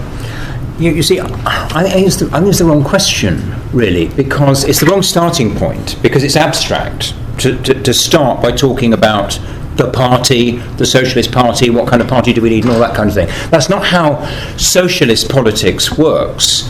What revolutionaries have to do is orient on the vanguard, by which I mean that section of the class at any particular moment that is fighting back. Because the section of the class that's actually fighting back at any particular moment is ahead of the rest of the class, and what you hope is the experience will generalise and other people will be pulled into activity. And actually you build socialist organisation out of that fighting vanguard, and it's a mass thing. There are no examples of creating a revolutionary party through what used to be called in the old days the primitive accumulation of cadre, where you start with a little sect and you hope that slowly you can... There's no example in history. Every single revolution has been led by a mass party which has emerged in the context of the revolution itself. The vanguard is key. Who's the vanguard in Mississippi in 1955? It's the civil rights movement. Who's the vanguard in Britain in the middle of the 1980s? It's the mine workers. Who's the vanguard actually? Who's going to be the vanguard on the 14th of February? It will be the school students who come out on strike on climate. That will be the section of the class, broadly defined, who are actually at that particular moment fighting. And I'm just going to give you the concrete example of how the Russian Revolution started. In February 1917, no party called any action on the first day. The Mensheviks didn't call any action, the Bolsheviks didn't call any action, no one called any action. And a group of working class women at the bottom of the bloody pile walked out of their factory and started walking through the streets, calling out the mainly women workers in other factories, and other women then came out. Okay? And by the third day, there was a general strike in Petrograd. And the big battalions of the labour movement had joined it, the engineering workers and so on. At the end of those 5 days, the Tsar, the Romanov dynasty, which had existed for 300 years, was gone. The Tsar was actually in a railway siding in the middle of nowhere. Now, my point is this. We can't we can't decide where the struggle is going to break out. We can't decide who the vanguard is going to be. We can't decide which section of the masses, which section of the exploited and the oppressed is going to move into action and become the basis, the focus for socialist activity. People who want to spend their time building little tiny, revolutionary sects that meet in a hole somewhere, they are never ever going to lead a revolution. Focus on the vanguard. Revolutionaries have to relate always to the vanguard that is actually fighting. Thank you very much. And then Philip, I think on the question of the political independence of the working class and the Brexit vote. Sure. I really want to say something about school kids being the vanguard, but I'll answer Ephraim's question directly. You don't care about climate. The political independence of the workers.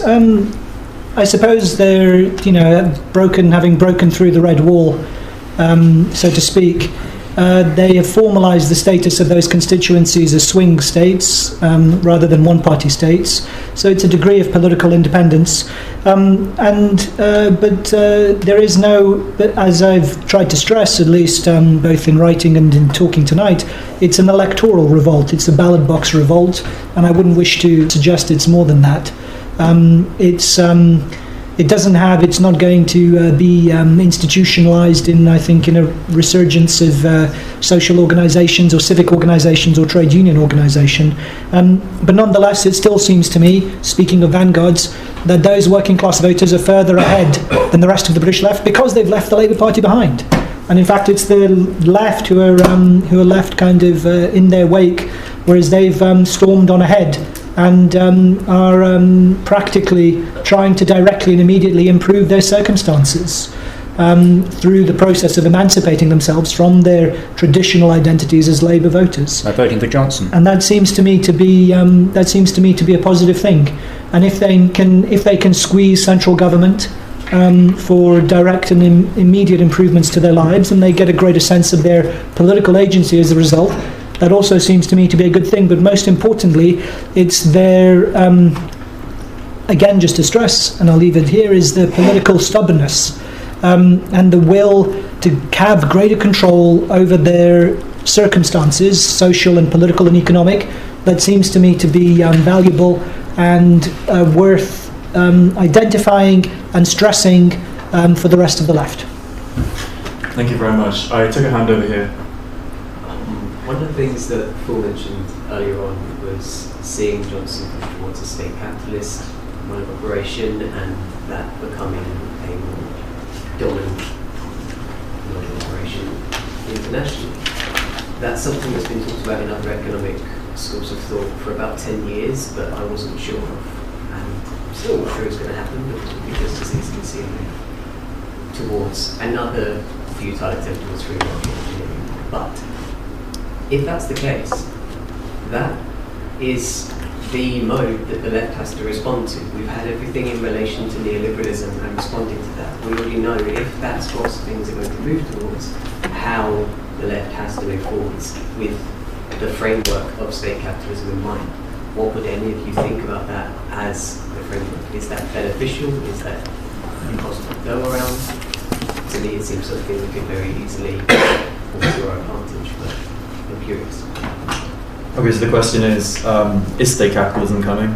And how would the left, or how should the left respond to it? Would anyone want to go first? Philip?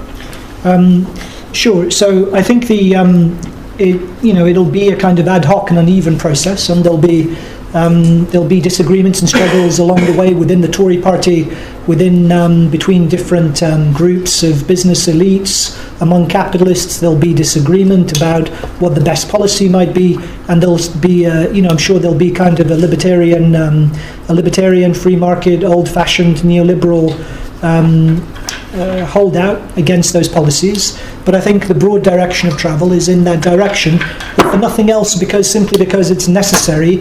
They need greater state spending, they need greater social spending, and they'll probably even raise taxes, and that they will borrow more in order to underpin the new electoral coalition.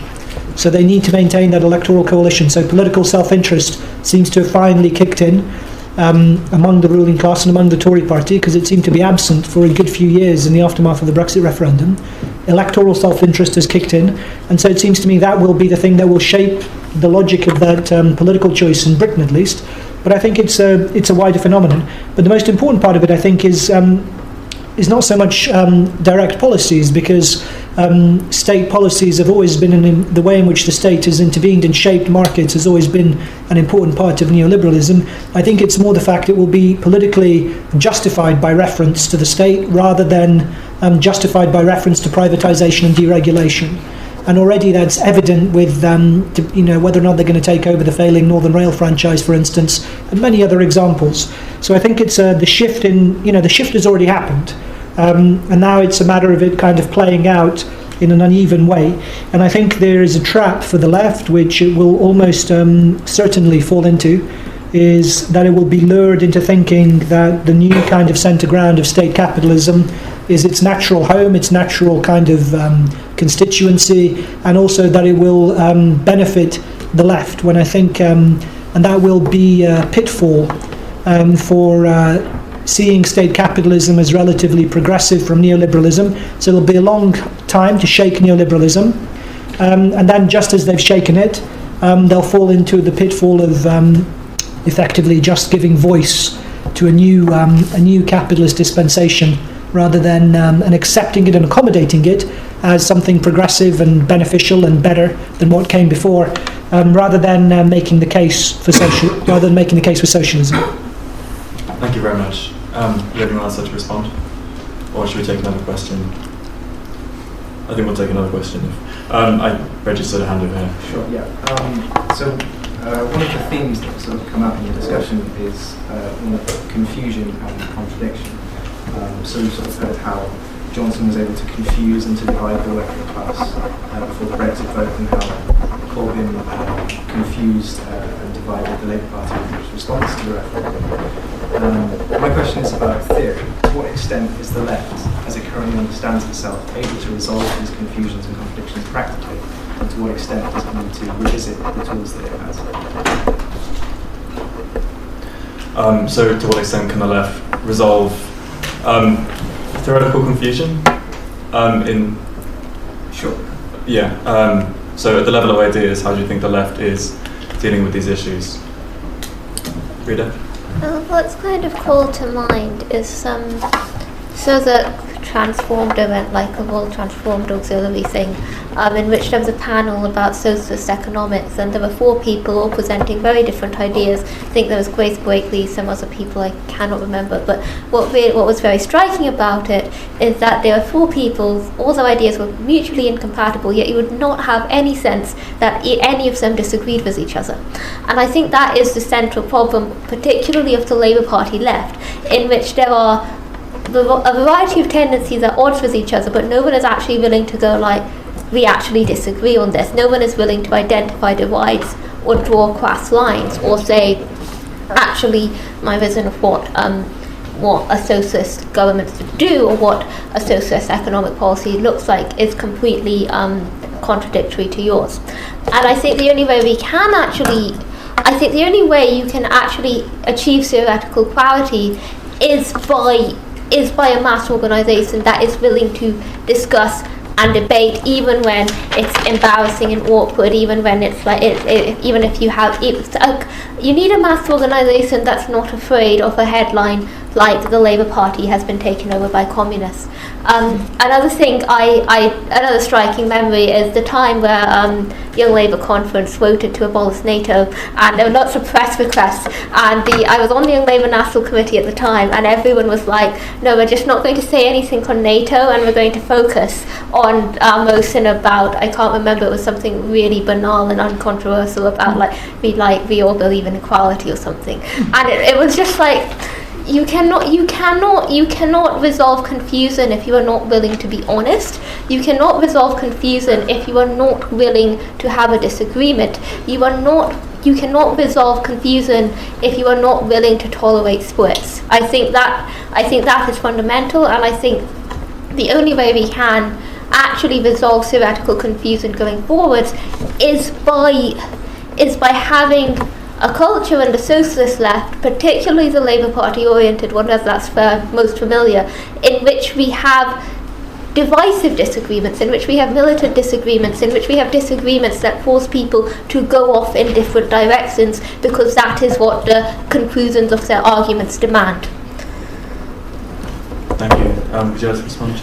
Yeah, I mean, it's to say this really. You see, if the left is hopelessly broken, which it is, there's no point in trying to glue the bits back together again.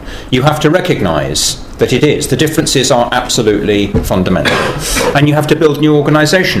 And the way you build new organisation is not by, I've said this already, not by, starting a little sect. You build new organisation by immersing yourself in the new movements that are springing up. And I'm going to go back to climate. You see, there are dinosaurs in the room who are talking about a kind of politics which ended in the 1970s or the 1980s. There are dinosaurs in the room who don't take the climate crisis seriously.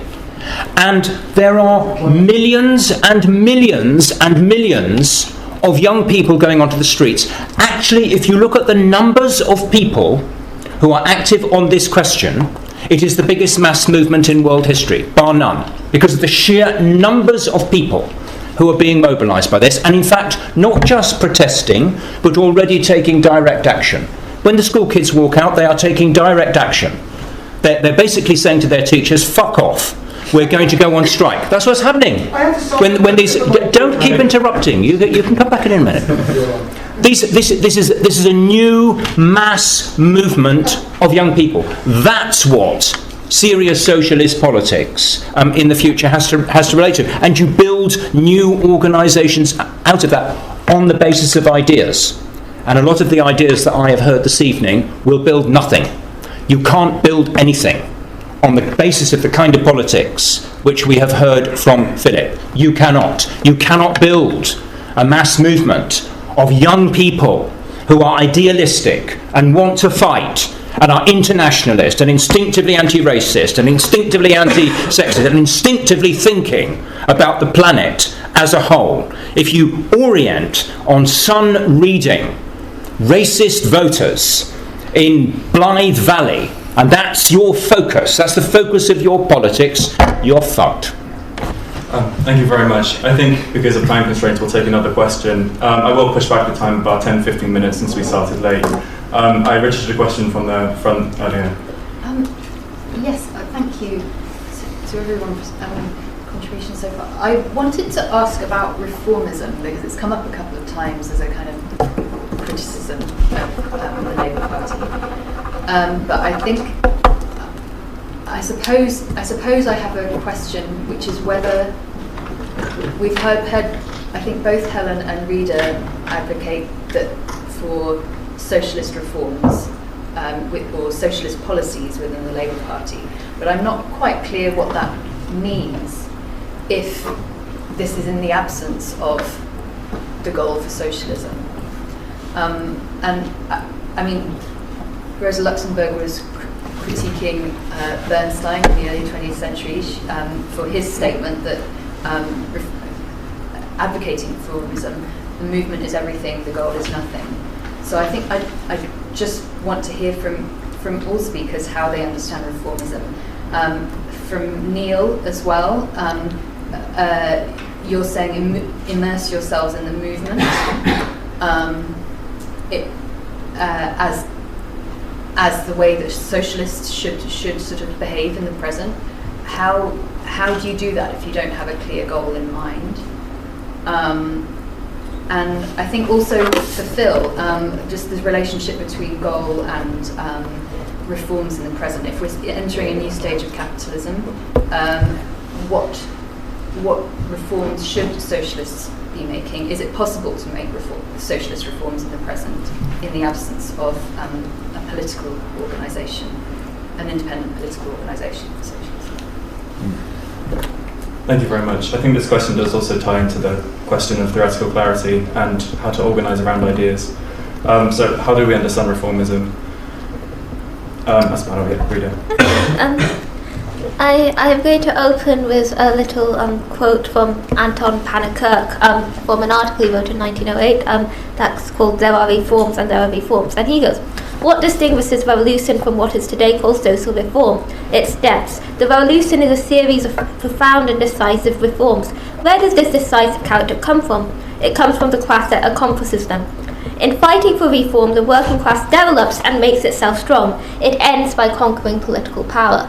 And I basically think this is the sense of what we mean by fighting for reforms and what is reformism. Reformism that's characterised, I think, by the bulk of the Labour Party, even the vast majority of people who call themselves socialists, understand reforms as a means by which the Labour Party gets into government and puts nice things and improves the position of the working class by a bit, and it's all very nice. Maybe their wages increase a bit, but reforms in the sense of an actual socialist understanding of the word come from the organisation of the working class fighting for them, and this requires this does not necessarily require conquering government power, but it means the organisation of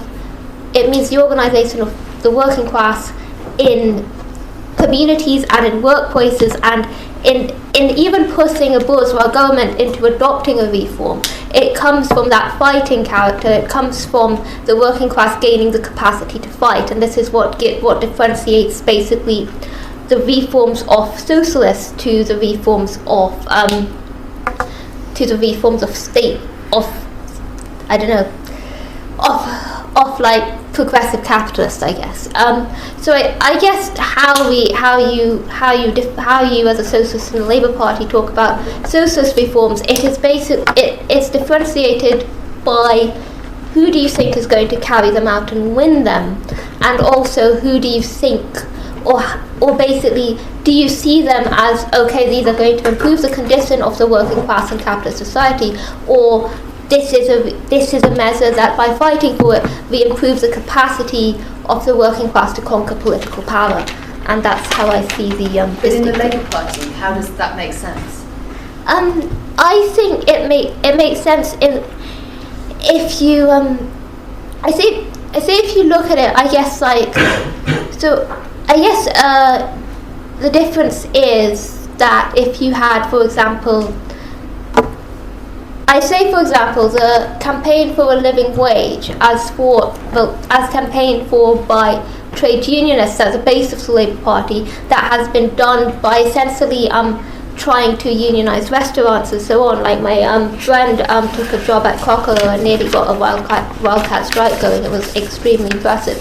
I think that is characterising fighting for a reform as part of a socialist programme, whilst I think maybe we will put wages in line with inflation in our 2019 manifesto or whatever. That is kind of the pure reformism. Thank you, Helena. Yeah, I think I agree with a lot of what you've been saying, but there's a few things that I'll bring out as well. Again, we've probably heard this before, but Marxists aren't against reforms, we're against reformists. It's this idea that what we need to achieve, the reforms that will increase living standards under capitalism, is essentially a revolutionary act, because capitalism is unable to provide these things, and in booms and when the economy is healthy and these reforms are extended to the working class, they can be retracted as soon as the whole point about revolution is making these reforms permanent and then building on them and to create a classless society.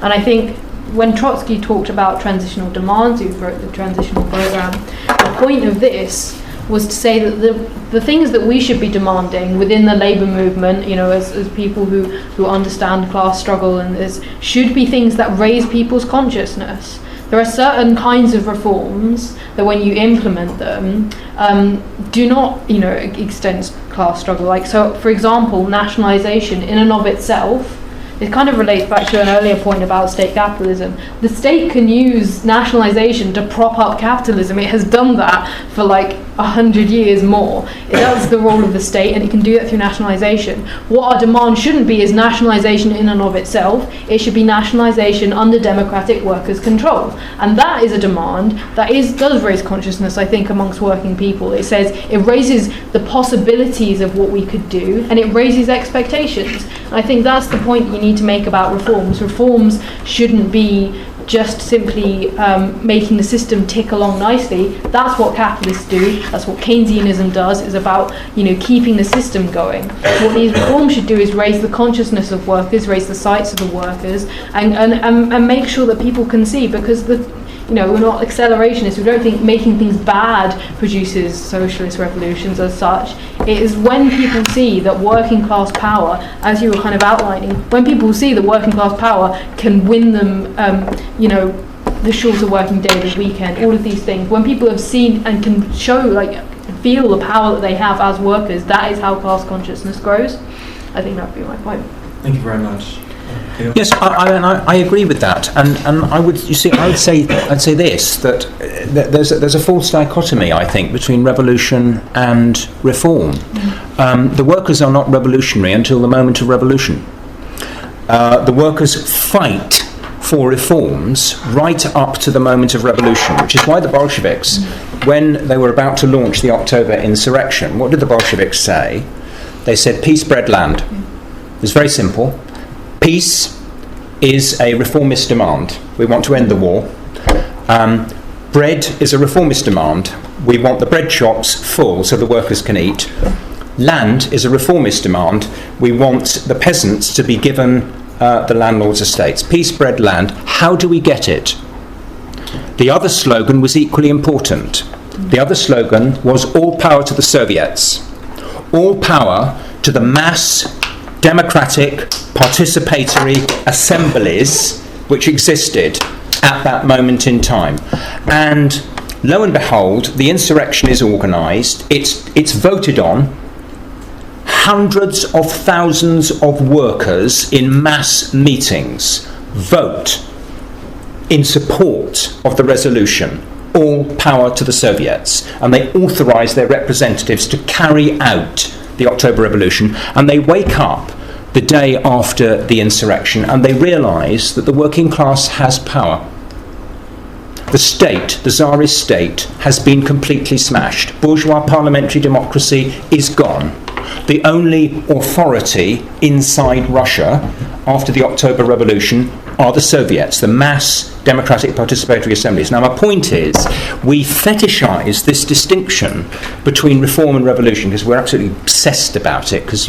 And actually, revolutionaries are simply the people who are fighting consistently, uncompromisingly, for one reform after another, more reforms, never enough, more and more, until our class has power.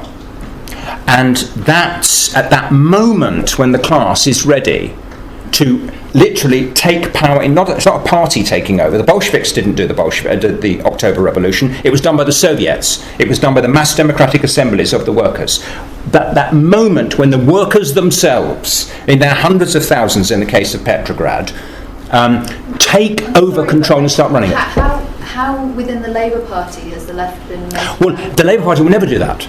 Well, okay. Never do that. So why are you involved in the Labour Party? Oh, for goodness sake, because of the same reason I'm involved in a trade union. The trade union leaders will never lead a takeover either. The same reason I'm involved in half a dozen campaigns. I mean, we're all involved in all kinds of different things. Parties, unions, campaigns, not because they're revolutionary, but because that is where we are fighting alongside other working people for change, and that's where the process of radicalisation happens. We have to go into struggle. Why did I join the Labour Party when Corbyn was elected? Because Corbyn was elected. And I joined when hundreds of thousands of other people went into the Labour Party, and I went into the Labour Party at that moment because that's where most people who were serious about fighting for change were going. I will quite soon probably get kicked out on the question of Palestine, because I have form on Palestine, and so when Keir Starmer wins, which I think he probably will, I will probably be kicked out quite promptly, along with a whole load of other socialists. The Labour Party is just a tactical question. That's where you relate to other people who are fighting. Thank you. Philip, would you like to say anything on this question? Yeah, it was a very direct question as to whether reforms are possible without an independent political organisation. I suppose so, but I suppose they would be halting accidental, and perhaps without an independent political organisation, they could never be integrated into anything, or without orientation towards a political goal. They could never be integrated into any serious political strategy. And it seems, and I suppose there's a connected question as to whether or not political progress is possible without an independent political organisation. And that kind of slightly broader question, it seems to me that political progress is possible, and otherwise we wouldn't be in the situation that we are in today. And if I may, just to think about the Brexit referendum, where was effectively a disagreement, a kind of internal attempt to manage the Tory party, and was even cast in anti-political terms. It was justified in a sense as an anti-political referendum, because it was justified as it's your decision, the people's decision, it's not our decision, the political elite. That was the way David Cameron tried to kind of harness anti-political sentiment to move it. But when voters saw everyone line up, the Financial Times alongside Tony Blair, alongside David Cameron, alongside the Liberal Democrats, alongside employers' associations, alongside industrialist associations, alongside the banks, alongside the academics, alongside the lawyers, alongside the doctors, everyone lined up in unison and said that we should stay, and that if we leave, it's going to be the apocalypse. It was an opportunity that simply could not be missed by people who wanted change. And so that seems to me that possibility for striking, for political progress, it is possible, but it will be like halting and uneven, and whether or not its lessons can be learned without an independent political organisation is, I suppose, is a real challenge. Thank you very much. I think we're going to take one final question before we have closing remarks. I'm sorry I've already given it. If you could ask. Okay, I'm quite new in this country, so pardon me for the very naive question. I'm part of this people, I think, who strongly believe that climate change is actually the crucial problem. But it raises for socialism a very difficult question, I think, which is we can truly think that climate change is a major issue, but on the other hand, it's very difficult to act concretely on the transformation of our means of production, and the production of our concrete means of existence, right? So I truly think that climate change is a crucial issue, but I still use Amazon or computers built far away through globalized logistical chains, right? And I think that this control over the means of production, material condition of subsistence, are crucial to become a class for itself, or even are crucial for achieving any kind of political independence. There is no political independence without material independence in control over the means of production. So, and I understand that Brexit, or going back to the national borders, could be a way to control those means of production, but you can argue that the European Union is the right scale, it's powerful enough. A different European Union would be powerful enough to have a control over the means of production. So, could you form it into a question for the panelists? Sorry, my question would be, do you see concrete movements who are achieving concretely a new control over globalized means of production today? Not only demonstration, not only ideas, but a transformation of our material condition of life. Thank you very much. Sorry for the long question. That was a good question. So would anyone like to comment on that?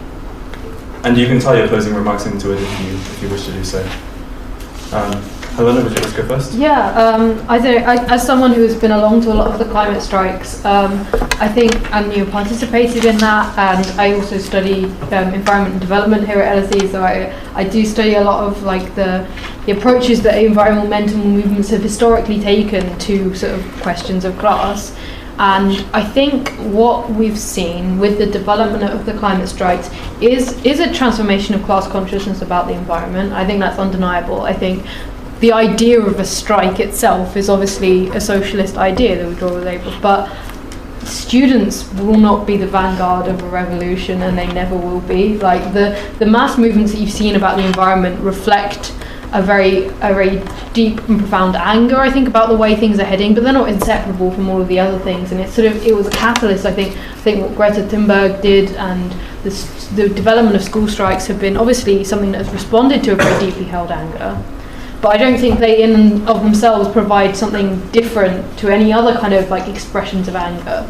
And it's really only going to be when the labour movement takes up the demands for the transformation of society that you're going to see this. And one of the examples that I think is really interesting when you look at sort of the history of sort of like contesting, I guess, the means of production in Britain is the Lucas Plan, which was in the 1970s. There were workers at a factory, Lucas Aerospace. They were an arms manufacturing company. They were going to be shut down because of the restructuring that was taking place within the economy in Britain. And they were able to, they created a plan essentially to transform the factories that they had within this company and to produce socially useful things, and this included in the 1970s like renewable energy technologies. And so obviously you saw this sort of raising of class consciousness through the workers that actually worked in these industries. You saw similarly, like 40 years later, Holland and Wolff, which is the shipyard in Belfast, they have been, and the factory nearby have been demanding that the government nationalise them and allow them to continue to build like wind farms, for example. So I think obviously like this issue of climate change is not unconnected. Obviously, like emissions, like it's 70% of emissions come from like, I don't know, most emissions have come from like a very very small number of corporations.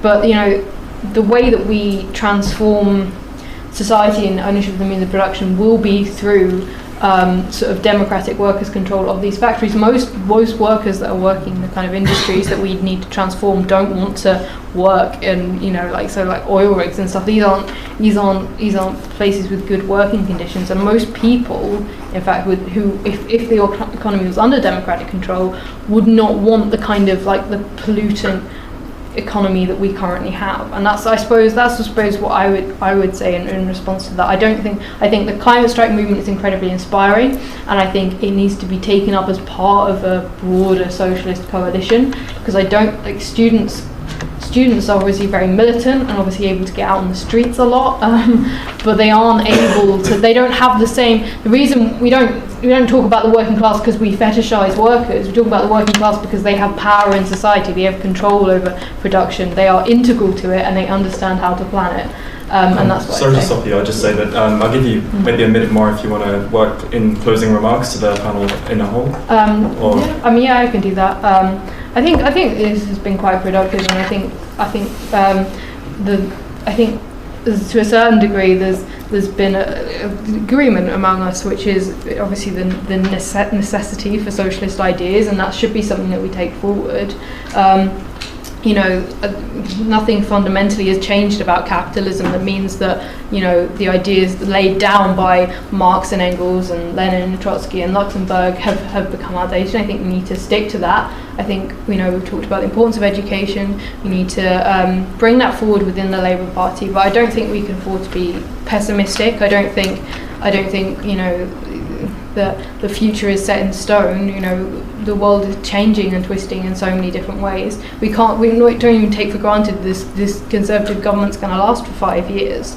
I think we need to put forward demands to transform the Labour Party, progress on that. Thank you very much. And so, Rita, the last question was: is there a mass political movement concretely aimed at the means of production in however way they may change? And please also end your closing remarks. Well, I think the short answer to that, which sounds very negative, is no, not really. I think to prevent a climate catastrophe and transform the economy in a socialist way at the same time requires a level of international organisation amongst the working class that we are nowhere near the levels of. I don't think this is completely ruled out, and I don't think I'm not ruling out such a movement emerging, but do I think it exists currently? I just don't. I think the climate strike is very interesting, but I'm suspicious of of these like mass international protest movements, because we've had them. We had like Occupy in 2010 or whatever, and it kind of vaporized into nothing.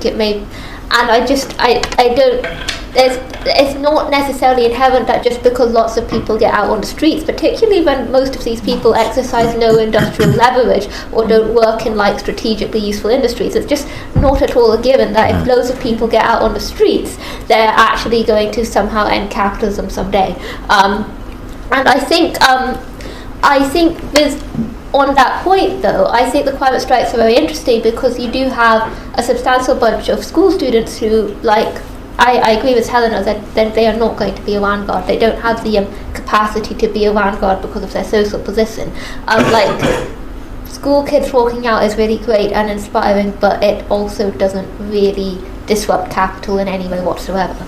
I think it's very interesting because these kids tend to, like, you see lots of interviews and a lot of them express some sort of anti-capitalist sentiment, some form of I don't think we can go on with the system as it is. And I would not actually rule out the experience of kind of early militancy actually building these people into more serious and more active socialist and working class militants when they grow up. Now I think a good example of this is actually the school strikes in 1920s Germany, where a substantial number of these people who like participated in these school strikes and were members of like the communist youth wing did actually become resistors during Nazism and it performed industrial sabotage and so on. Like, I do think that there is potential for these people to become militants, even if they aren't intrinsically so. For my closing remarks, I agree with Helen. I think this has been in general like very productive. I think there is a broad agreement that the left and socialism and its stance is totally inadequate to the task of the day, and there have been some ways pointed as how we can go forward. I think, I'm just going to end it there actually. Thank you very much. Neil, do you have a response to the question and closing remarks? Yeah, you see, we don't really have any choice in the matter. Because they are going to destroy the planet and the ecological basis of human civilization as we know it. So we either stop them or we're all going to burn. I mean, an area the size of the British Isles has just been incinerated in Australia. 250,000 people have been moved out of their homes and 1 billion animals are dead. I mean, this is going to get much worse very, very quickly. So it isn't really a choice. Do I think we can do it? And I don't know the answer to that question, because the only way to stop them is for there to be an international working class revolution where the working class internationally takes power, dispossesses the 1% and the corporations, and moves us immediately to a zero carbon economy and organises a massive, historically unprecedented redistribution of wealth so that the poor don't get dumped on. Now, the far right's agenda, of course, is to put up the borders and to exclude the wretched of the earth. That's what all this stuff about migration is really all about. Now, the far right has a solution to the climate crisis, which is to let it rage and create these kind of enclaves. Our response has to be to say that this is an international issue which we have to fight on as a class. It is a class question. It is a class question because it's the interests of the 1% and the corporations and the entire fossil fuel driven capitalist economy. It's all of that, their system, and it's us, everybody else, the great mass of humanity. It is a class question and we have to organise ourselves in order to fight it. How do we do that? Well, look, the one thing I would say, I agree very strongly with what Helen and Rita are saying, but I would say let us not fetishize the idea of formal trade union organisation, formal labour organisation. For goodness sake, we don't know what form the struggle is going to take in the period ahead. The students taking the initiative that they are taking can pull other forces into activity. You have to start with the vanguard. If you look at the situation in the United States in the 1950s and the 1960s, where did it start? It started with people at the very bottom of the system. It started with black men and women fighting back against the most vicious kinds of racism in the southern states of America and facing the terror of racist police and the Ku Klux Klan. They were first into action, and they began a process of radicalization that swept across the United States, drew in workers, huge numbers of workers who were involved in major disputes, but also created a women's movement. They triggered the creation of a women's movement. They triggered the creation of the Gay Liberation Front, and they built that generation of black and white activists, women and men, gay and straight, fighting together. They built the most powerful anti-war movement we've ever seen, even more powerful than the one in the recent past, because this anti-war movement stopped the most murderous imperialist war of the post-Second World War period. Now, it wasn't done first and foremost by trade unionists. It wasn't done the trade unionists were involved, the workers organised in industry were part of it, but they weren't absolutely fundamentalists. So let's not fetishise what form the struggle will take. We just have to say that if we don't do it, well, we're all buggered. I mean, we're all going to, Thank you very much. And Philip Bender. Thanks. So I'll be brief. So Rita said how she thinks it would be beneficial for the left to say that that it's willing to entertain disagreement, and I think in contrary to what has been said previously, I think there is a lot of disagreement on the panel, and very little agreement, in fact. So the gentleman here asked about the European Union and its capacity to act as potentially an agency for global improvement and potentially tackling the climate crisis.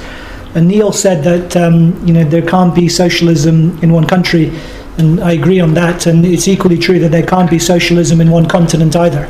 And the idea that the EU could be transformed into a socialist state or some kind of socialist institution, I think is one of the most insidious delusions that has preoccupied the left for a long time.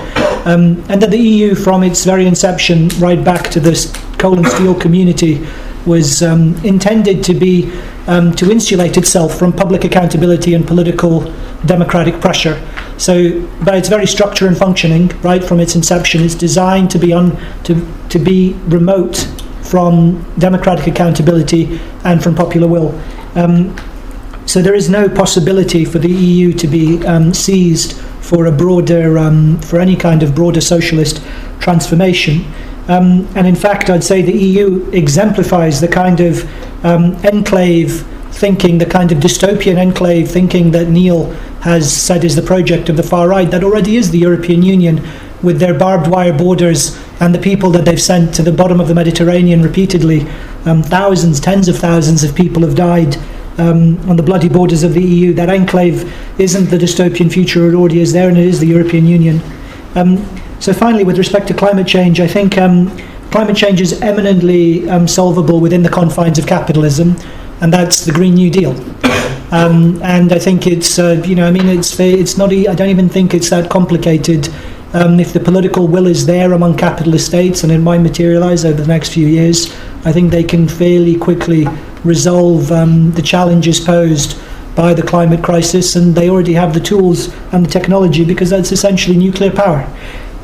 So where I think the question for those on the left is, with respect to the climate crisis, is the questions of the politics of fear. And I think the need for us to emancipate ourselves from the politics of fear and the attempt to motivate the case for change through the politics of fear, because I think it precisely inhibits any possibility for human improvement to be dominated by the fear of the apocalypse being the imminent risk of inaction.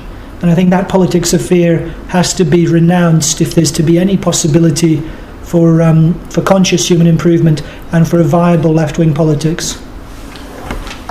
Thank you all very much. Huge thank you to the panelists.